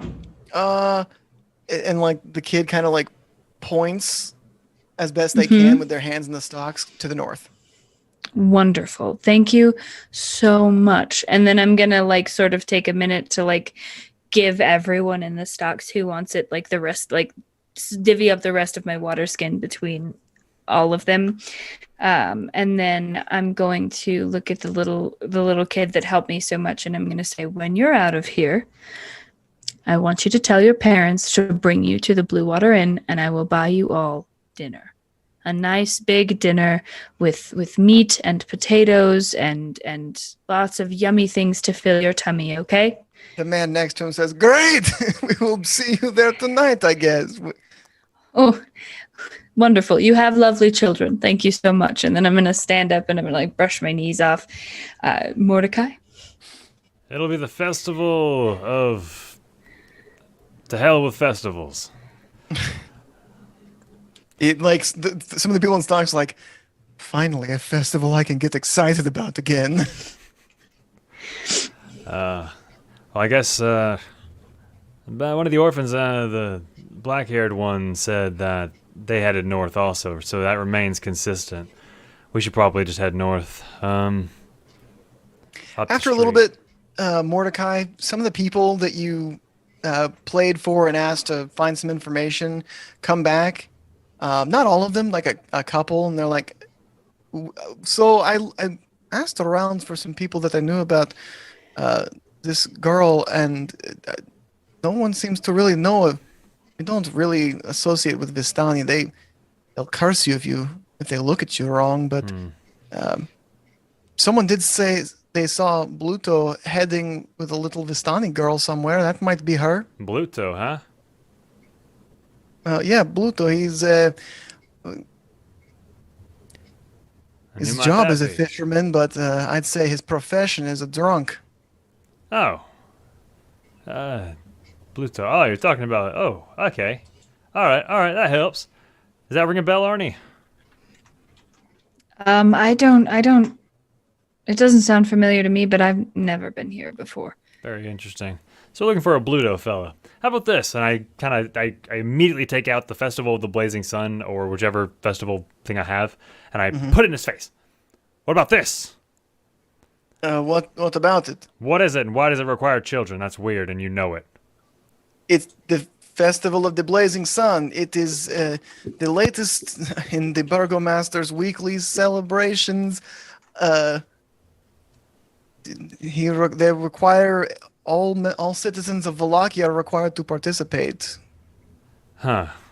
Else you'll end up like that. And he kind of points to the people that are in the stocks, the women and children. What if you don't have a child? Are you going to be in the stockades? Well, no. If you don't have a child, then there's no one to participate. The word required has a different definition in Wallachia, it appears. Well, all right. Well, there's no time to spare. You've done well, and I pat him on the head. At ease, soldier. And I thank you. I bow. You play a mean viol, and thank you, Casual Campbell, for that raid. Thank you so much, Casual Yes, Campbell. Good to thank see Wanted you. to wait till kind of we're at the end of that RP to thank that, but thank you. Ah, dude. So you guys all meet back up at your designated meeting point of the town square. All right. Well, they headed north, looking for a Bluto fella, drunk guy, which means he likes the booze. We know what gets him. Do we have booze? I have a wine bottle. I got that good stuff, too. I got Dragon's Crush. Good. Hey, Sumner, you get an inspiration point for that good either notes or memory, because the name of the good wine of Barovia, like that is such a not important thing to remember, and you remembered it. So A+, buddy. Fantastic. Thanks, buddy. Yeah, so I got that Dragon's Crush, but if, that's assuming we even need to bribe him. So, big guy, vest, bottom heavy, likes to drink. So that is all that you've gathered. Well, I mean, his name is Bluto. We know that. And apparently he was seen with a Vistani girl, which narrows it the hell down. So, and both the orphan and the nice family at the stockade said they were heading north, which is consistent. So we might as well head that way. And just Yes, see what they are heading to, most likely, Lake Zarovich. Oh, well, show them the festival thing you got, Arnie. Mine's ruined, and he throws it away. It's muted, and I'm gonna reach into one pocket, and then I'm gonna stop, and I'm gonna reach into my other pocket because obviously I forgot which pocket it was in. I'm gonna pull it out. You check I'm like gonna 2 unfold pockets. it. And like, oh no, it was on this side. Nope. That's right. No, That's over right. It this was side. in my back pocket. Don't worry about it. So I pull it out and I unfold it really quick, and I'm like, "The Festival of the Blazing Sun and children are required." Does this not sound like the most uncomfortable thing you guys have ever seen? Interesting. I wonder if this Bluto character is interested in this since a child is required. First, how old are you? 2 years old. We already qualify. We have a child. That's fair. We do technically have a child. Well, the festival isn't for a few more days. I think, on my guesstimation, with zero intelligence behind that statement. I'm just gonna stop now because I feel like I was running myself into a hole there. Do we think that where would he be keeping the child in the interim period between kidnapping her and bringing her with him to the festival? As a fisherman, I imagine he probably has a homestead out near the lake. Perhaps we should head there then and make sure that she's not there. We make haste. And he kind of like salutes with his bow. He's kind of in a soldier mode right now. I love it He's that I he's told super you vibing you'd be with it my right now. great second in command and you're just vibing with this. Yeah, exactly. I'm going to lean over to Fame like as you march away and I'm going to be like, I told him he'd be a great second in command and he's been doing this ever since. Isn't it fantastic? Watch him salute. While you say that, down the road, like 20 steps, he's like, "You, put that down. You, looking good." Like he's like just saying things to the common folk. I feel as though he needed a purpose, so might have actually been a good thing. He looks much happier now that he can boss people around in some sort of official capacity. Testing. You can hear me. Hold on. Testing my audio. Wow. There we go. A little better. I Inconsistent. had a hard time hearing you when you walked away from your microphone. Yeah, that was intentional. But I think that stands to reason. Yeah. So, you guys head north. It's getting kind of later in the day, and you want to go check out Lake Zarovich before, and see if they're there, right? That's the plan. Yes, absolutely. Okay. Maybe I don't know. Zarovich Ask everyone else. Oh no, go ahead. Does everyone feel we should go to Lake Zarovich now to look for the small child, or do we want to wait until the morning? Well, if we don't go now, it could be too late, but if we... This is true. The I first agree. 48 hours are the most important. You're right. Let's go. Yep. Yeah, let's get out of here and find this kid. Okay, so it's maybe an hour's hike out of town to the lake. As you guys get to the lake and clear the forest, you see at the foot of a mountain, nestled in the misty forest, is a large lake. The water is perfectly still and dark, reflecting the black clouds overhead like a monstrous mirror.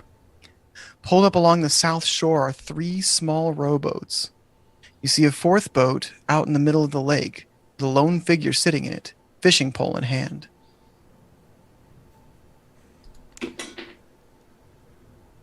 Just have one small question. That is slightly out of character and meta. Does that hour account for my Oh, never mind. You answered Yes. it. I remembered that after 1 hour of travel time accounts for your increased ability to travel. So he's just out. There's just a person out there on a boat. There's just a man sitting in a fishing boat holding a fishing rod. Can I make like a perception or investigation check to see if he looks like the description that we've had from here? It's probably hard to see. Give me a but- perception check. Okay, I'm gonna roll my real dice. Oh, Lake no. Zarovich is huge, so him being a good ways out. It's he's a good ways out, but you can certainly look. I probably don't. With A9. You have inspiration. 12. I do. I'm going to use it. Inspired. That's better. Thank yous. 21. All right. So you see, this man does look. He's got broad shoulders. He actually heaves up a sack over his shoulder, and as he stands up in the boat, you see he is heavier set. But aside from that, what catches your eye is the sack seems to be moving. It's wiggling. Something inside is obviously moving and fighting frantically. He struggles with the bag, but he's able to get it to the edge of the boat without falling into the lake. Sorry. Go ahead. No, go ahead. We have to get out there. We have to get out there right now. Can we move? Can we move? We need to move. How far is he? You guys are a good bit of ways from the boat. It's in the middle of the lake, and the lake is several miles across. Fuck. I point to the rowboats. Let's go. Go. I immediately go and I begin pushing. The man lifts the sack up and throws it into the water, and just before it hits the water, you hear a scream escape the sack. Oh my goodness. Yep, that's it. I would like to rage. Okay. So first off, you guys are going for the rowboats. I'm not even going to ask you. There's 4 of you. You don't need a strength check to push them into the water. They're half in the water anyway. I'm going to ask for a check from each of you. Okay. Someone give me an athletics check. I get advantage on those because I'm raging. Okay. Okay, athletics. I got a 9. Let's see. I'm gonna roll 2. Are we all rolling that, or just one of them? Just Pond. Oh, then Arnie. Okay. Yeah, just Arnie. You're each gonna roll a different check. Okay. 22. All right. So, you very quickly get the rowboat out there. Like, Mordecai sits down and tries to take an oar, and first tries to take an oar. You shove them both aside and grab both oars, and you're almost pulling the boat rather than pushing the water. You're so quickly getting across this lake. This is also accounting for your increased travel speed. I won't remind you about it again. I'm sorry. No. If you think it might be forgotten, ask me again. I would rather you remind me of something because I have a bunch of notes. But if I tell my reminders are always well-meaning. Yeah. If I tell you, do you trust me? Then I've probably accounted for it. Gotcha. So you reach right up next to the boat, and you see the man standing in the boat. In the moonlight, it's hard to see, but as you get closer, he matches pretty closely the description you guys got of Bluto, as vague as that kind of was. I want somebody to give me a perception check. Got it. You got it? Okay. 23. Okay. You see the sack beneath the water. The glassy black surface is hard to see in, but as the clouds part enough in the sky to have the moon shine and it illuminates the lake a little better, you see that the water's actually crystal clear, and you see the sack sinking to the bottom. I want someone to give me an acrobatics check. I got it. Unnatural 20. All right. You dive in after Fame points out the sack, swimming down deep beneath the water. You grab the sack and begin to swim back to the surface. As you breach the surface, your companions help you get the sack into the boat and then help you climb back in. You open the sack and see a small girl. Did I ever put the Arabelle picture? I sure as hope I did. You see a little girl with black hair and a red dress in the sack. She seems to be unconscious. I want someone to give me a medicine check. Got it. Yeah. Meanwhile, Mordecai's going to look for the man. Is he still out there? Yeah, he's still in the boat. He's just kind of sitting there stupefied at this whole situation.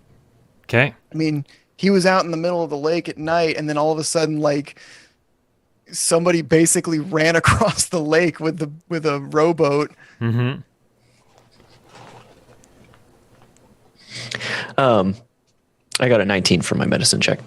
All right, you, despite not having lungs or a mouth, you perform CPR, and the girl spits out a large amount of water. And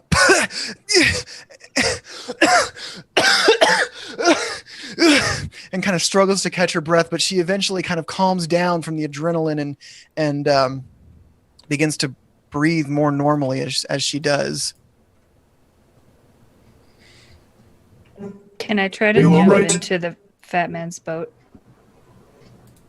I'm sorry? I want to jump into the fat man's boat while first talks to the child. Okay. Cool. I will quietly roll an athletics check. Yeah, athletics check to jump into the boat.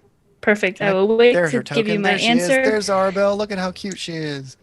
Oh, she's Oh so man, cute. she's a little girl. Whatever. Okay.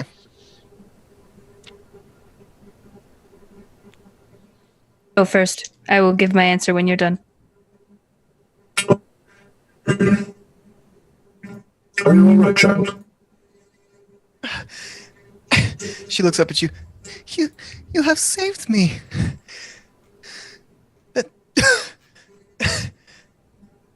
Thank you. I'm gonna kind of sit her up, and I take like my tabard and kind of wipe off her mouth and try to dry her off a little bit. She like goes to like wipe her own face with her sleeves, but they're drenched. And so you take your tabard and wipe her face and kind of get the water off her face. She looks over as Arnie leaps into the boat of the larger man. What was your roll? With a 17. Oh yeah, I mean he's not far. You leap over there and land in the boat. He stumbles back as you do, visibly shooketh. That's great. I would like to try and behead him. Okay, make an attack roll. Can I try to yell at you first? Yes. Wait! So you do what you will. But I was gonna say. I yelled, wait. Okay, so I feel like I'm gonna. Is it okay if I roll like a wisdom saving throw to see if I can add my I'll rage? say this, like, it gets a lot of flack, but what would Arnie do? Like, Arnie, in this situation, how would Arnie react? See, and that's the thing is Arnie both You would have heard wants it, but justice, but also wants this man who just very blatantly dropped a girl into a lake tied up in a sack dead. So it's like a solid 50-50 split. so this sounds like law versus good. Is Arnie more good or is Arnie more law? And would good be killing this man? Would it be whatever? Like, what is Arnie thinking? Well, what's great is Arnie's chaotic. Oh well, there you go. So I'm gonna pull my sword back, like I'm gonna just sort of like swing it over my head to behead him, and I'll swing it around, and as I swing it around, I'll stop right at his neck, and I'll grab him by the shirt collar and I pull him close, but I want to pull him close, like sort of just along the blade, so that it cuts just a little bit, and I want to be like, "You're lucky that my friend told me to stop. Sit."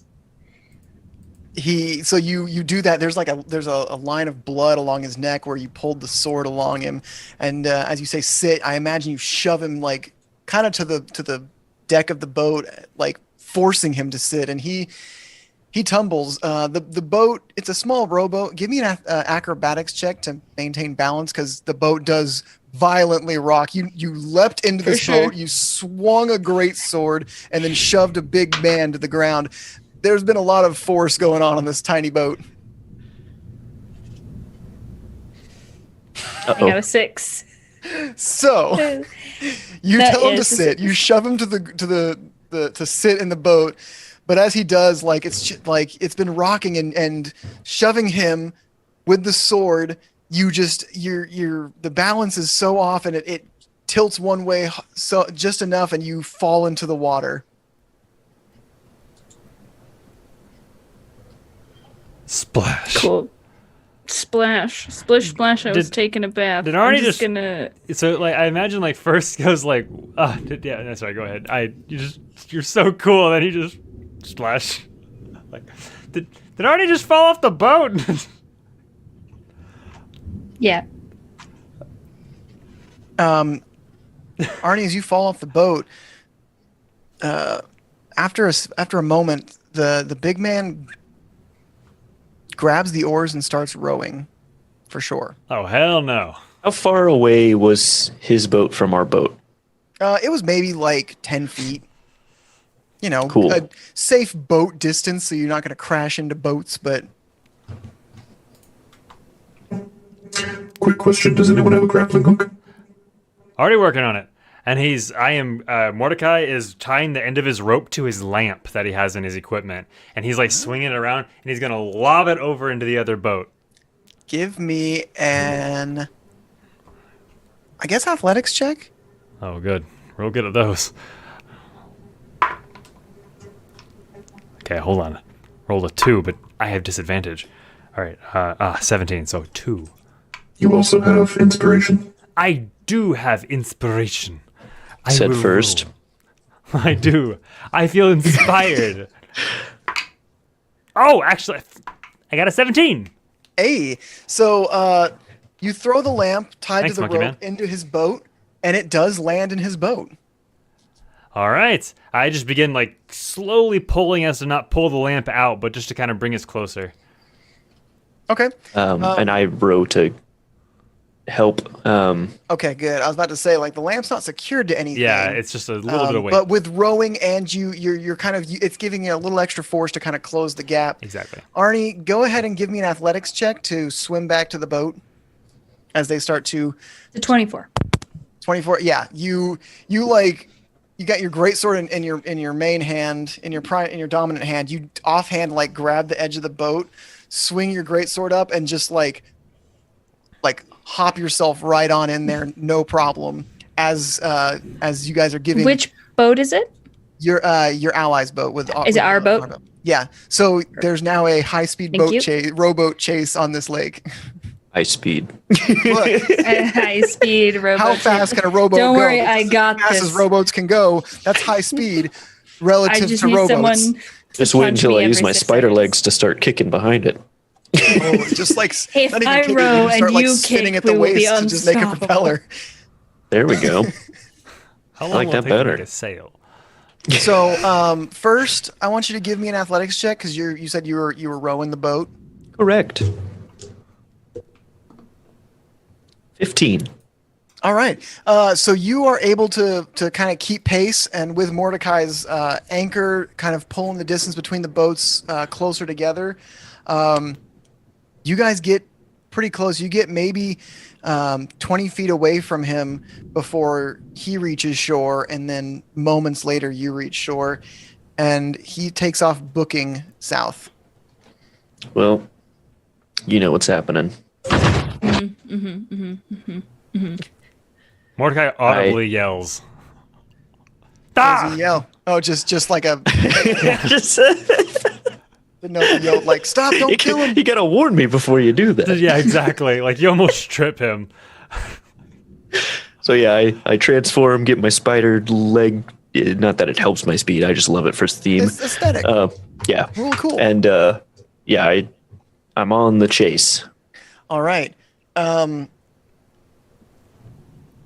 So you give chase, but you don't really make any ground chasing after him. You both have a base speed of 30. Fame. I have your 35.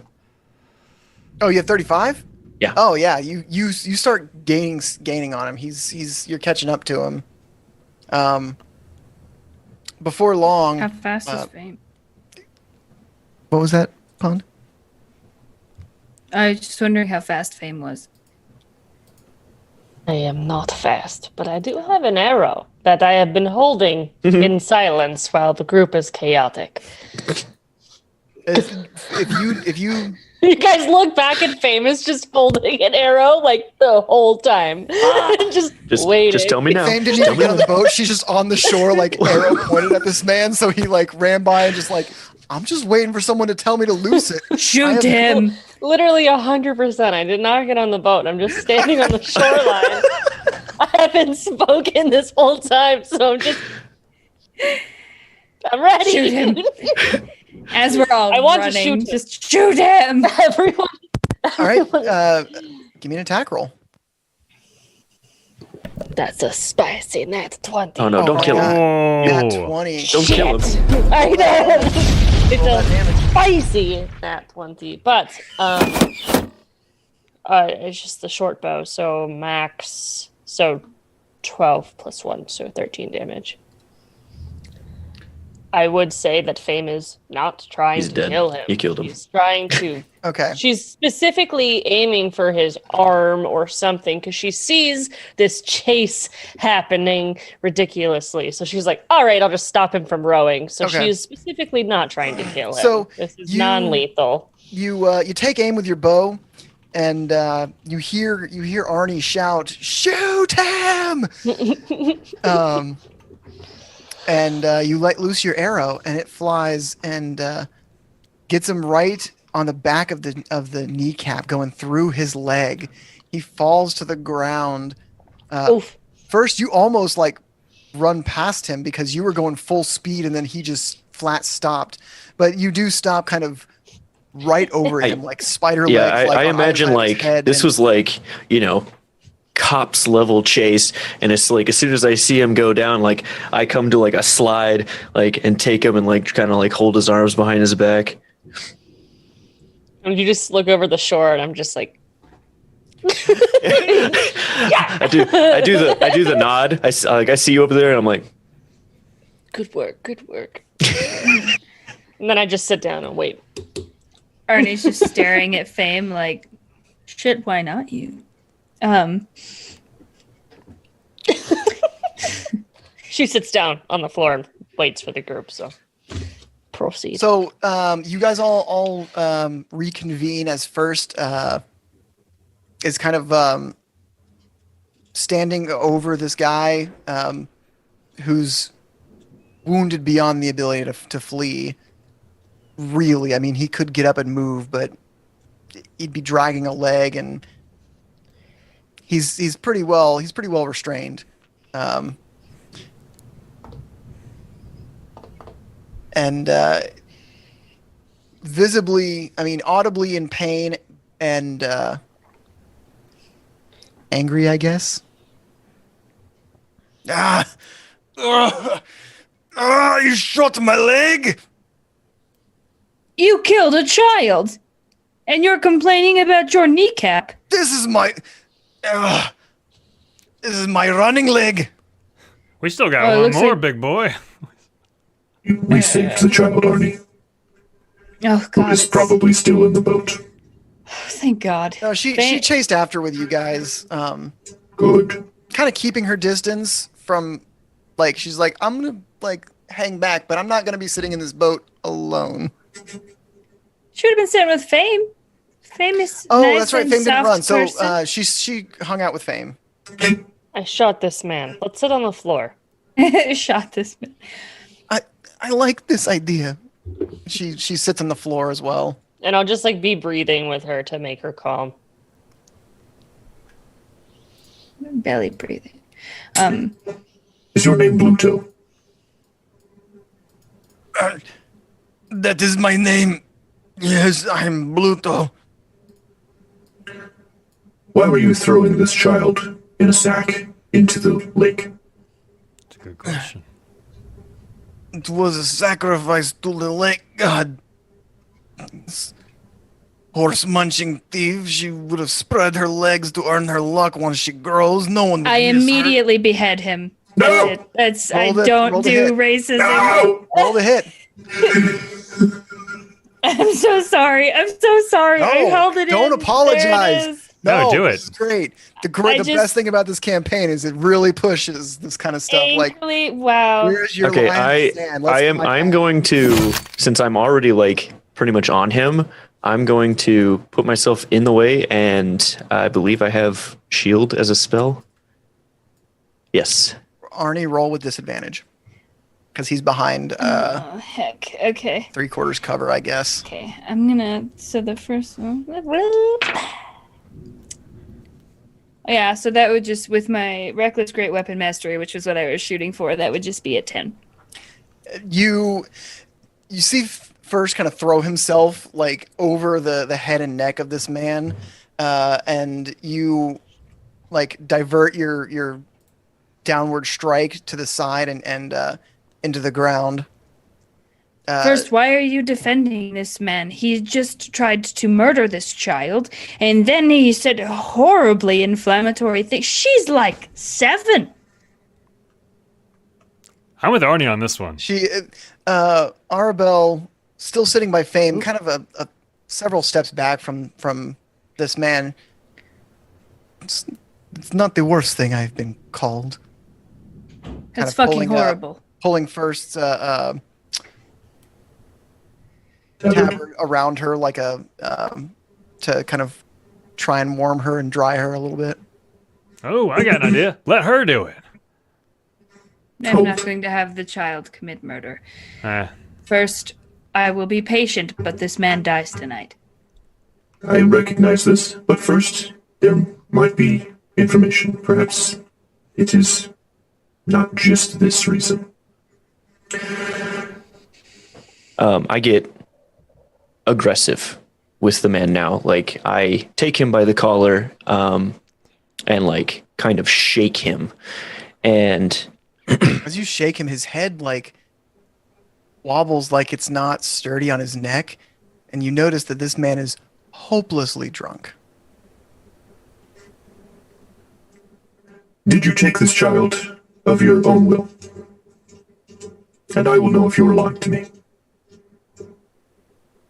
He doesn't respond. He just kind of looks down and away. I shake him again, and so I'm holding him with my right arm, and I will transform my left arm. Axe. Oh, That's the gun. It's the gun. Okay. Oh, Jesus. Close. He sees this. He sees your gun pop out of your left hand, and it sobers him up a little bit. Like he's focuses on it and kind of steadies his neck. I can roll intimidation if you want. I don't think that's necessary. This man has an arrow in his knee, got chased by you guys across the lake, you are physically on top of him. Someone has tried to decapitate him twice, and you are now pointing a mysterious weapon in his face. He's pretty well intimidated. I'm still waiting on your answer. I took her. I thought she would be a good offering to the god of the lake so that I could catch fish. For fish. It's been slow catching these past few weeks.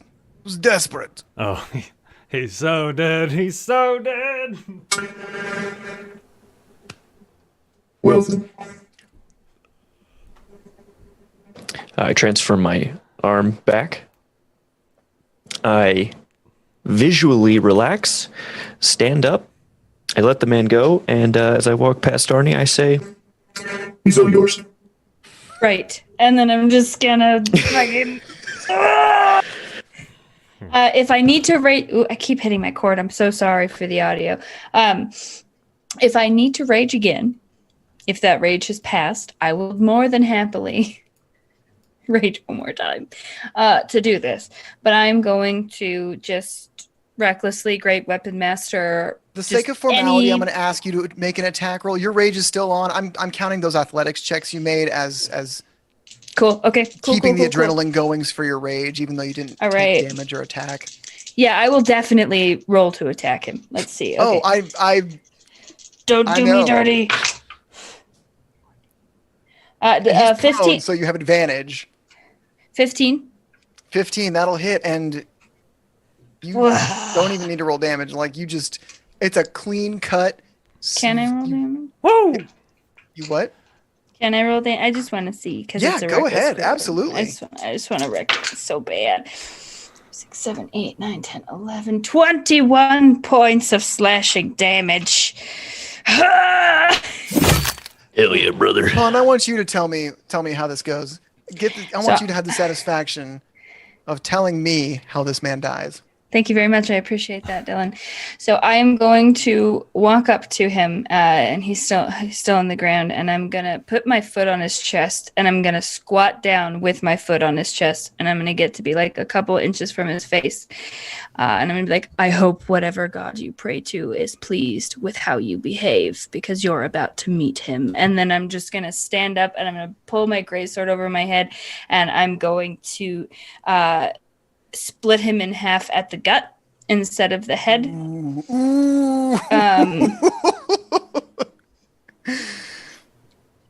And so I'm gonna stand up and I'm gonna brush myself off and wipe a little bit of the blood off my face that's probably there, and I'm gonna say,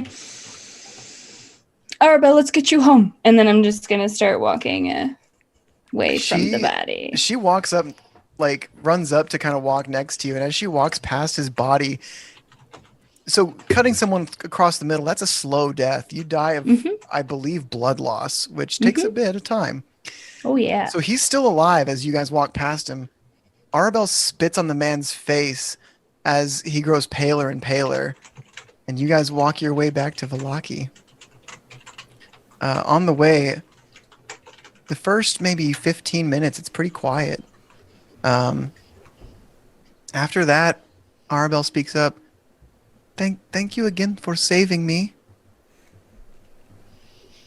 She reaches out and holds Arnie's hand, or tries to hold your hand.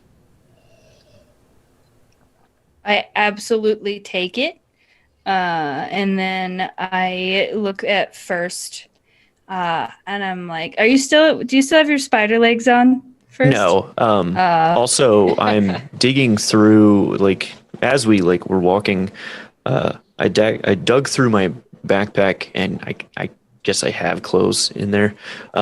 So I will give her, just because I'm assuming like a common tunic or shirt or whatever will function better than all her wet clothes. So the clothes you have are a little larger than her, but considering it's nighttime in fall in not Eastern Europe, but Eastern Europe climate, basically. It's cold. Having more baggy clothes that you can kind of fold up on themselves for layers is not a bad idea. Mordecai ran back, by the way, like earlier into this conversation, but continue. Ran back where? Towards the body. He'll reappear later. Oh, okay. I'm gonna pick the girl up, and sort of like hold her on my hip, but like try and wrap my cloak around her, and then while I'm holding her, I'm gonna be like, you can thank me, but really it was everyone. We wouldn't have found you without everyone's abilities, and I'm so glad that we did. Well, I know that the shiny man there is the one who brought me back to consciousness. And Fame found you in the water. So I would thank you to all of you. At that point in time, I really do Mordecai owe you my returns. life. In a quite literal sense. Have you do this often? Save little girls from being drowned in lakes? No, but we do save people in danger. Welcome back, Mordecai. Check it out. And he raises his head. He's got his head, and he's holding it by his hair. I literally cover the girl's eyes. Watch this. Oh, and he puts his hand in it, and he's like, I knew him, Bluto, a fellow of your invention and jest, of most excellent fancy. Whew. Now say you're sorry. And I cast Speak with the Dead. Oh my god. Okay, read me what Speak with the Dead does. Oh no! This poor girl's so traumatized. I got her eyes covered. At this point, I'm like, hold her whole head is just against my body, ears and everything. You grant the semblance of life and intelligence to a corpse of your choice, allowing it to answer questions you pose. The corpse must have a mouth and can't be undead, neither of which it is. The spell fails if the corpse of the target has been the last 10 days. Yeah, it applies. I can ask you up to 5 questions, but I'm telling you to say you're sorry. That's the whole point of this. So, the head, as you is your hand still up the neck? It's kind of as far as it can go.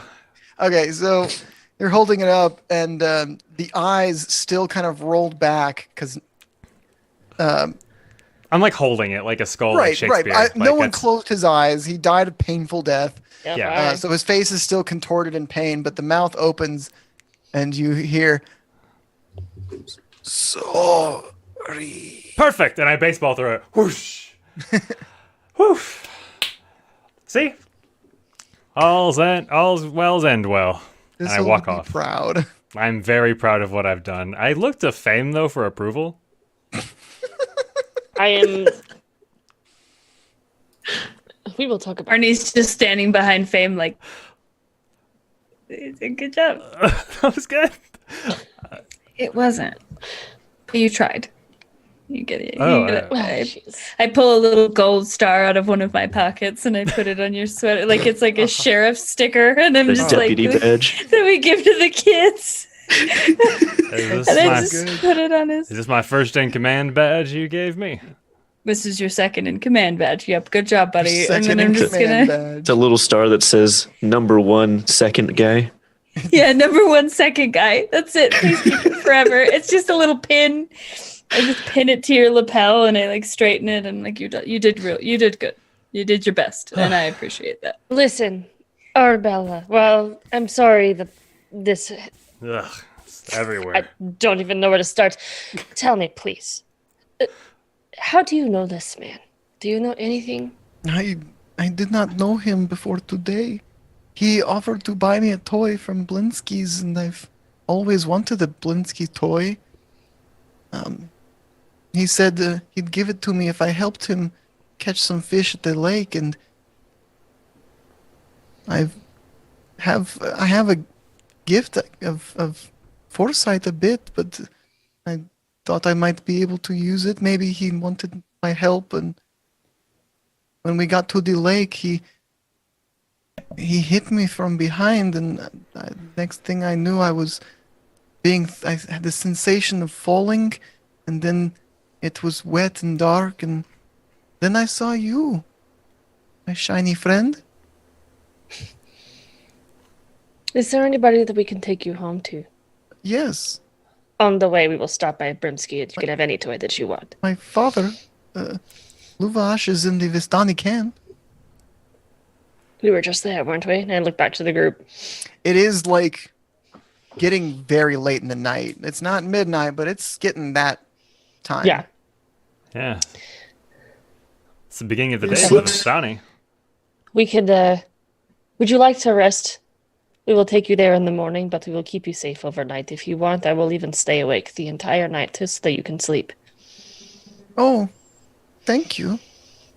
I am tired. You must be tired too. I don't feel sleepy. You pulled that boat faster than I've seen anyone pull a boat.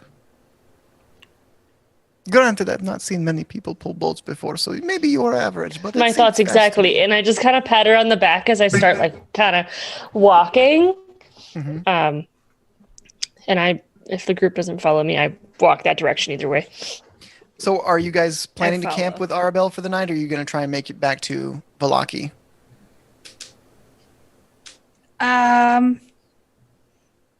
I'm gonna kind of follow Fame's lead on this one because I haven't spent I've spent I thought we enough were time in the wilderness. out of to not town. wanna Thought we do were it. kind of like out of Yeah, town. you guys are a bit north of town. It's kind of like if I was you drive going up to to a the lake to go town. camping for a weekend type of thing. Yeah, so I was just gonna go to the town, to a place where at least we would know that they could be safe. Okay. You do have the rooms you bought at you rented for the couple days at the Blue Water Inn. Yeah, and that it's was my intention. It's only like an hour hike back to town. Yeah, that's fine. You get back to town past midnight after some grilling from the guards as to why you were out so late, making sure that you weren't monsters in the night, literally. They let you in. You've been through this a couple times now, so you make your way back to the Blue Water Inn. Don't even bother going up going into the main hall. You just head up the outside stairs to your guys' rooms on the second floor. You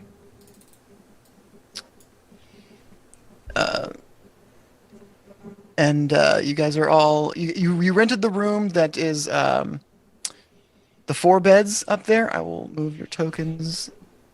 There they are. Not Vasily. Vasily needs to go. He's not there. You guys are. I rented like 3 rooms, I Did believe. you rent 3 rooms? Mm-hmm. Well, then you have 3 rooms. Oh, but one was for Irina, though. That's right. Yes. There she is. Okay. So with Arabelle,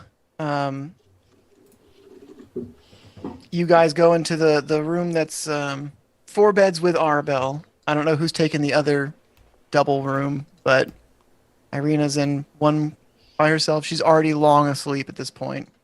I assumed it would probably be Mordecai and Thistle who was sleeping in the other room since Okay, they're like married couple can share a bed. That's fine.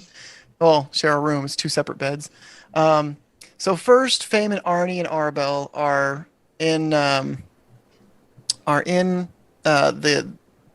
kind of communal room, and as Arabelle sits on a bed, she goes to Fame and puts a gold piece into your hand. You do not need to pay me. It is a thanks. There are many ways to thank people, but I did not ask for payment. You will need this. I promise you. You will trust me. And as she says this, and you look her in the eyes, she seems like she knows what she's talking about. Like you will need this, but it's just a gold piece. Come now, you lay down, and I lay her like in the bed and tuck her in a little. All right.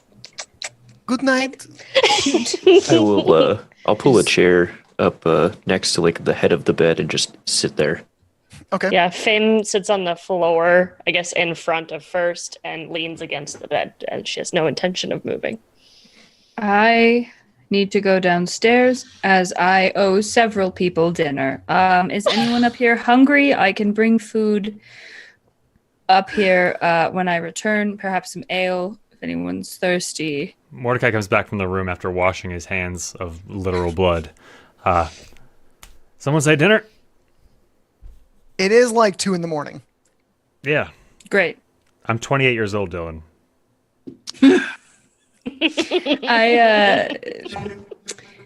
I know after stream I'm gonna have some food, so Exactly. I don't know what you want. Exactly. When we're done here, I'm going to go and I'm going to eat a very large burrito. No one in Barovia. I knows like what burritos indicate mean. to Arnie, like just kind of from the floor, like I'll take food.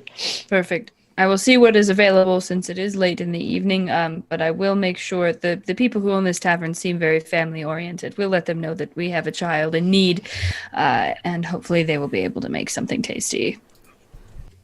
And then I just sort of like put my coat on, head down the stairs. So you head down the stairs, leaving First and Fame and Arabelle in the room.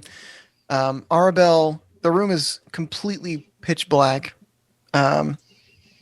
And in the darkness, you hear, "This is very strange. I've never slept in a building like this before, but sleeping so near to family is at least somewhat familiar." I look at First, and I'm like, yeah, I would say we're a family. Well, would you like to hear a bedtime story? You're not supposed to be talking. But you saved my life. That's I wasn't talking about you, child. I was talking about him. Do you want a bedtime story? It's time for bed. She like sits up and you hear her sit up in the bed. I could try reading your fortune. I'm still new at it, but I could try. Do you have interest first? After You the said yes last very one, quick. I am intrigued by this magic. She I'll pulls listen. out from her wet clothes a sopping pile of what were cards. Oh, I guess I will need to get a new Toraka deck. I will do it. I will try reading your fortune later, though, if you still want.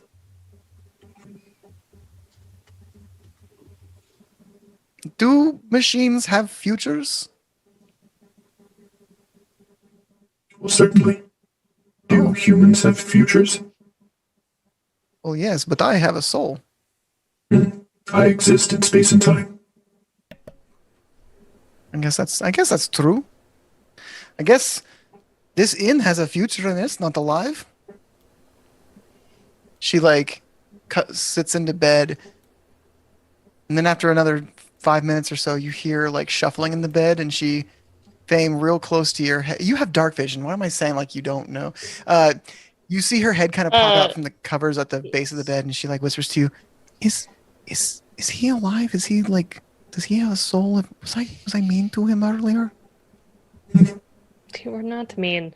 And it is actually in this moment that Fame returns the goggles of night, whatever they're called. Goggles of night, yes. To first, since I now have acquired night vision, and I kind of just put them on his sleeping body. And I look back at the girl, I'm like, he is alive. That's how I would put it. He is. That is how I would put it too. Alive. You need to pause. He breathes. Does he breathe? He thinks. He feels. Does he feel? He does all the things that you do. Go to sleep. All right, I'll try to sleep again. She gets back in the bed. Arnie, downstairs in the main room, it is empty. Certainly. So I am going to walk up to the bar. And I am going to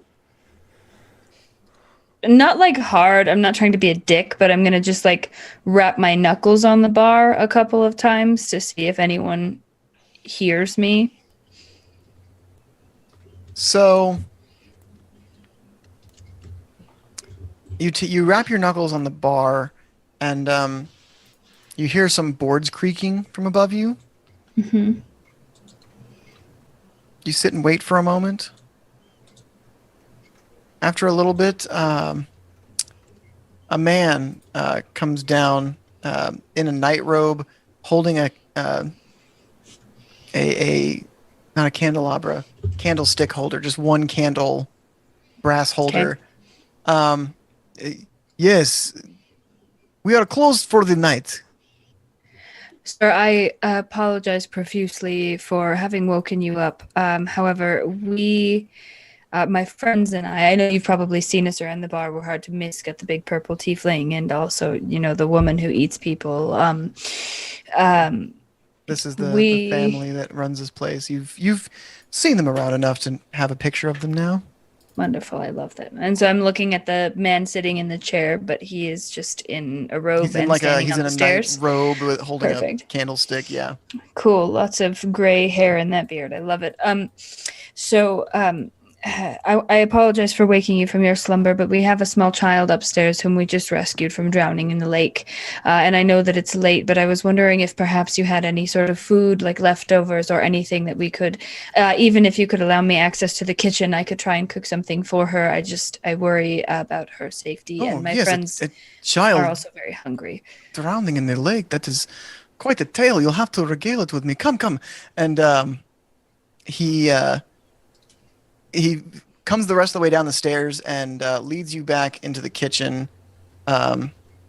This room looks like the kitchen of someone who loves to cook.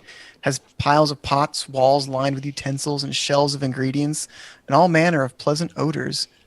The man uses his candle to light 2 lanterns that hang above a sturdy pine work table in the middle. And you see a cold pot sitting above the hearth. I'm going to move you back into the kitchen. That's the wrong thing. Where's Arnie? It's me. I can move myself. Oh, I did it. Sorry. Well, that's the kitchen. So there you are. Perfect. And these people are all in bed. So they're not here, except for the man. The man's there. The man is there. So I'll, and Mordecai is with me as well. I love it. Sorry, Mordecai. You're so sneaky there. I forget sometimes when you're with me. Are you not with me, Mordecai? No, he's not. It's so that people can see where you are and what you're doing. Oh, that and makes I sense. gave Apologies. him technical control of your character so they can That see makes too. sense. Thank you. Perfect. So then in this case, I'll sort of stand there awkwardly for a second, and then I'll look around, and I'll start like quietly washing the dishes while he starts to cook, like any sort of things that I feel comfortable washing: pots, cups, plates, that kind of thing. No, go ahead. Sorry, finish what you were saying. I was just gonna say, while I'm cleaning, I'll start telling him the tale of Arabelle and how we tracked her down and then saved her from Pluto in the lake, and how I will probably leave out the fact that I literally gutted a man in front of a 7-year-old, though. Okay. So the guy, as you're telling the story, he gets he pulls some bread out from a shelf. He gets a cut of meat, and cuts off some. It's not deli slices, but he cuts some meat and starts kind of making a really simple sandwich. Well, that is quite the tale. I'm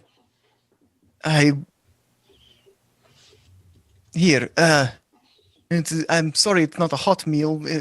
In the morning, we will have something for the child, but I will warn you that the Vistani might not be trustworthy. A child is a child. I do not judge a child, but many of the Vistani are sympathetic to the devil, and it might be prudent to not trust them blindly.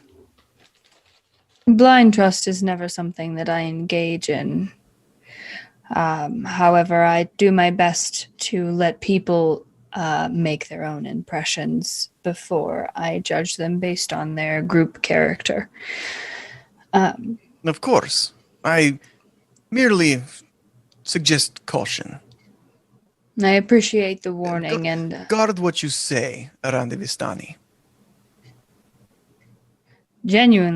Generally, I guard what I say around most people, except for some reason, fame and Thistle. No, that's a good policy to have. Yes. It is good. Thank you so much for the sandwich. Could I perhaps? I'll pay for all of this, of course. Could I perhaps? No. The child has gone through much, and you have performed a heroic deed. This is for you and the child. Well, thank you very much. We will have something hot and good for her in the morning. Wonderful. Heroics are sort of, I feel, what we do, trying to save people from the devil and all that, except for our devil. Our devil's great. We like him. He's cute. And then I'll just sort of like, with the cup in one hand and the plate in the other, I'll do just like the smallest of like bows towards him. And then I'll start to go out and take the food upstairs. He watches you carefully as you leave the room. His demeanor kind of stiffened when you said to fight the devil, except our devil, and he's all right. And you go back upstairs. Can I make like a retroactive insight check? Yeah, absolutely. I mean, like, probably I'll be thinking about, like, that stiffen as I'm going upstairs, so I'm not going to say anything about it to him. I'm just curious. Yeah, no, absolutely. You can kind of see what his change in demeanor might mean. Don't do me dirty, dice. Nope. Nope. That was an 8. You're going in jail. He seemed guarded. It was hard to read him because when you said that, he seemed like you were telling a story, you saved somebody. He was like, really impressed and glad you saved a life. And hearing this story, he was all about it. And when you talked about defeating the devil, you didn't feel like it was hostile, but like he put up a wall. Okay. I'll make a mental note of that and then go back upstairs. You go back upstairs. As you enter this room, you hear Fame's voice faintly. As you open the door, you hear that she's again trying to get Arbel to go to sleep, and she's just like keep wanting to talk, and she's like, tell me. So you came to Barovia from this water deep. How did you what brought you here? And she's asking for all the stories you guys have and wants to hear other heroic deeds you guys have done or other adventures you've been on. I take half the sandwich that was made and I hand it to Fame, as well as one of the wine glasses, and then I put the other sandwich in front of the other half of the sandwich in front of Arabelle, and I say, "Eat this and then sleep well, knowing that you're safe and we'll see your family again come the morning." She, all right. She takes the sandwich and starts eating. So, what about you? How did you come to Barovia? Did you come from Waterdeep as well? No. They are going to sleep as well. That is what we're doing. We are sleeping now. Yes. And I'm going to just like... Yes, see, we're sleeping. So, did you come from Waterdeep? Unless you'd like to hear about my friend, the dragon. First is awake. Oh yeah, first doesn't sleep. No, maybe I would like to hear in my sleep about this dragon. She like lays back in the bed like she's going to sleep. Do you want a bedtime story? Here's a knot you can try to unknot.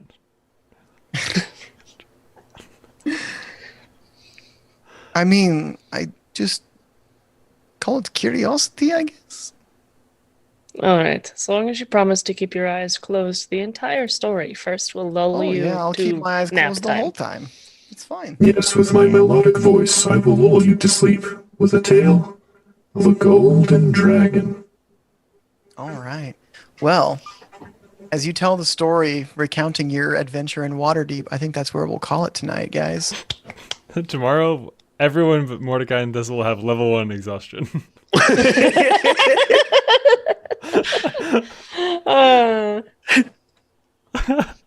I mean, we'll see. We'll Maybe. see. Hey, that was really good, though. That was a fun That was game. fun. That was That was good. good. I'm glad we finally got to that. I wrote and had all that stuff with Arabelle prepared for literally like 3 weeks.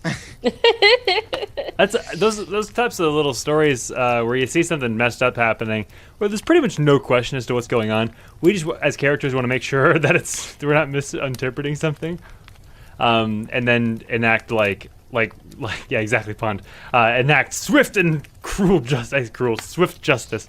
It was really satisfying. It was a little great. cruel. No, I mean, what I did was cruel. I mean, that was a situation where I was like, whether they arrest him and turn him over to the guards for attempted murder and kidnapping and whatever, or they kill him themselves, either way, it's going to be so satisfying because he is a really shitty person. You don't say. You're like, Picked up on that. He kills kids, but I gotta say he's really nice. I mean, it was the first time he did it, but he still did it. That doesn't make it any better. But he doesn't steal kids plural, just one, and then he got killed. Yeah, and it was nice You don't that give she was second alive chances. too. Yeah. Super nice. I was super glad that she was alive. Yeah. You guys passed those skill checks with flying colors. I mean, every single one of those was like over the bar of what was needed, but pretty far. You guys no business crushed it. I'm still wearing Thistle's chainmail, so I have disadvantage on almost everything. So, but my acrobatics is +9, so I was like, I'll probably be fine. So, I love it. favorite My parts. favorite part, I favorite think, parts, guys. was Pon's descriptions throughout the game were always very detailed, which I thought was great. Good job. Very good job. Thank you for bringing great roleplay today. Thank you. My favorite part this time around was I got two. I hope that's okay. One, my little bit of roleplay that I got with Mordecai, because I think Arnie wants to learn more about Mordecai, especially now knowing that he used to have a patron. Like, Arnie is very intrigued. And then also the little bit of inner party frustration that happened when Arnie tried to behead the guy and first stepped in. Like, that was Arnie is still frustrated about that, but like understands why. So I like it. I like it when you get like a little bit of party clash. Yeah, getting a little bit of party conflict is great. And not only did he stop you once from killing him, we got raided by Spice of Life with the party of 10. Welcome in, raiders. Hey guys. Come in. Come in. He stopped you twice from trying to kill that guy. He said, wait, when you were going to decapitate him the first time, and then he threw himself in front of you the second time. Like, that's good stuff. It was That's fun using commitment. the damage effect on Dylan like 5 times. That was fun. Yeah, that was fun because it wasn't a unanimous thing. Mordecai was like, "What are you doing? Like, why aren't you killing him?" And then I think first was like, "Stop! Don't like talk to him." And Mordecai's like, "Do it!" So it was interesting. Yeah. The whole lake scene was phenomenal. I do like that I interjected myself into the lake scene to just I know. finish it. I was like, I'm not even here, but from the sidelines, I finish it. I love it. I didn't start the fight, but I will finish it. Yeah. I like how much teamwork that entire scene took. I thought it was a really like Mordecai dives into the water. First is like he turns into a motorboat, and then Artie of course goes in with a fucking great sword. So really cool.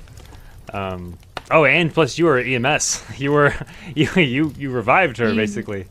Literally saved. Yeah, her I life. think my revival method in my head was a little more gross than yours. You think yours was gross? Yeah, because Versus like Was it in what your Sucker head? did? because mine mine was I don't have lungs or anything, so I was basically going to essentially vacuum out her lungs of the water. That would have made sense. Oh, Interesting. So I don't know if she would have liked me after that. But Yeah, she probably would have. She would be alive. I think she would, She'd be like, "You're a baritone now, surprise!" I had two favorite parts as well, Bond. I really liked the inner party like talking and decisions of what to do with this guy, and especially when it culminated in like first being like, "All right, cool, we're done here. Please kill him." Yeah. But the image in my head of first this mechanical man standing in basically Geppetto's workshop with Geppetto completely oblivious to the fact that he's there talking to him was very comical in my head. Like, if this guy had taken 2 seconds to look up at this person, he would have been so fascinated, so interested, but he was so focused on getting this emergency. Like the one I made is done, and if it's not done soon, my house is going to get burned down. Doll. That he was so focused that he didn't even notice it. So just interesting, like standing amongst like cogs and wood and puppets, and it just was a great image in my head. That whole part. That was also one of my favorite parts because it's where I actually got to do what I was made to do. You know, This whole scene was you were made to enforce the law of Waterdeep, and this guy broke the law, and now he's dead. Yeah. I don't know how that's going to sit with first, because that's not the law would be taken. To, I mean, to the is first like a officials. rescue? What is first? he was made as an elite guard for Waterdeep. He was supposed to have what he called his brothers and sisters who were other units in the guard, but stuff got sabotaged, and so he ended up being the only one who actually came out of that, essentially. But I don't know, as an elite guard, I feel like, he does want to uphold the law, but also, like, in a sense, he is enforcing it by having let Arnie, because he doesn't know the laws here. Like, he did just attempt murder, which he would have been killed for anyways in Waterdeep. Yeah. That, or But I think, like, but even still, like, there's a proper process of taking to the authorities, going through whatever trial that may or happen. Mhm. Maybe the burgomaster's just like, oh, he tried to kill a kid, just cut off his head right now. yeah, I don't trust this burgomaster anyways, so that's another reason. That's the other thing. I'm excited because you're not trusting. Yeah, him, first but- is out of his jurisdiction. I was just about to say that. It's like river law. It's lake law. But just because first is out of his jurisdiction, that would make him a citizen, and would he break the law of other places? I didn't break the law. My law. I didn't kill him. You didn't. I That's did. true. That's true. But you knowingly. I was a party to it. Yeah, you were a party to it. There's no plausible deniability here. You were an accessory to murder. Well, it's a good thing that we're going to start a coup, and then coup. Kachoo. Yeah. So Burn it down. we'll see. Yeah, I'm also excited for the coup in the coming sessions. I want to. And that's burn right. the photo to the ground. Thank you for reminding me, Fateful Encounters, the Twitch channel. We are doing a giveaway today, right now. Type !giveaway in the chat to be entered in. We're going to draw here in a couple minutes for a handmade wooden dice box themed after the kind of hero of today, Arnie. Hey. So we're giving away Arnie's dice box Hey. to whoever wins this drawing. Dang it! I should have entered into the giveaway. I want my own dice box. Very cool. Very cool. Kidding. Thank you. I kind of decided to like who was like the hero, the star of tonight. Who had the biggest kind of Who gutted a man? I feel like Two of us. Kachoo. Perfect. That's a raid phrase for Raid sure. phrase. Cuckoo, cuckoo. Wow, that's Hang good. on, I'm gonna throw one in there and you're gonna be like, that's a good one. As we all wait in anticipation. Yeah. I'm waiting in anticipation. Number one second in command. Yeah, that's it. Whoever does So it first good. loses. All right, we've got 34 entries. Are we ready? First, second in to command. pull for the giveaway. Right now. Oh, whoops. At this very second. Drum roll, please. Tempest Thema was here. Tempest Thema, are you here? Yo. Speak up in chat just so we know you're Gotta here. Speak up in chat. Show me what you got. I know you were here earlier, but you gotta be here right now. Right here, Tempest. right now, right here, right now. I don't know if that's how that song goes, but Right here. I it don't is. see them in the chat. Oh, but no. I don't So we'll give it about see 15, 10 seconds. 15, Waiting, 17, 25, 12. Check the users in chat really quick. They're not see in the them. viewer list. No Okay, way. we're gonna pull again. Ready? Drum roll 2. Denzil V1 is the winner. Yo. Congratulations. Love it, As love they it. just asked, what are we trying to win? You Tell won 'em what a we want. handmade dice box themed for our very own Arnie. Yep. Are not Metal Striker. Love to hear it, see it. Cool beans! So, if Awesome. you just, I'll type exclamation point win. If you want to just whisper us or me, or Hide into these DMs. we're already in contact. Let me know some information and we'll get that shipped to your way, friendo. Yep. So, looks like we got a raid phrase. Yep. Looks like. You can pick one. They're both great. Do we have someone to raid though? A raid phrase isn't really useful unless we have someone to raid into. We do. We certainly do. Oh, that's right. We do. How could I forget? It's very easy for me to forget because I am a dingus. Who are we raiding? Oh, the good old George W. Ambush doing a 12-hour stream for celebrating what he will tell you what he's celebrating today. But we just wanted to support the community. I know all of you guys are his friends already. So we're going to hop on over there and say hello, give some support to a long stream. Because as we just did one this weekend, we know how hard it is. Yeah. All right, good night, everyone. We'll be back Good on night, Monday. friends. Bye. Good night, friends. Bye. Have a beautiful time in Thistle voice. And we have another Have a 24-hour beautiful stream time. this Friday.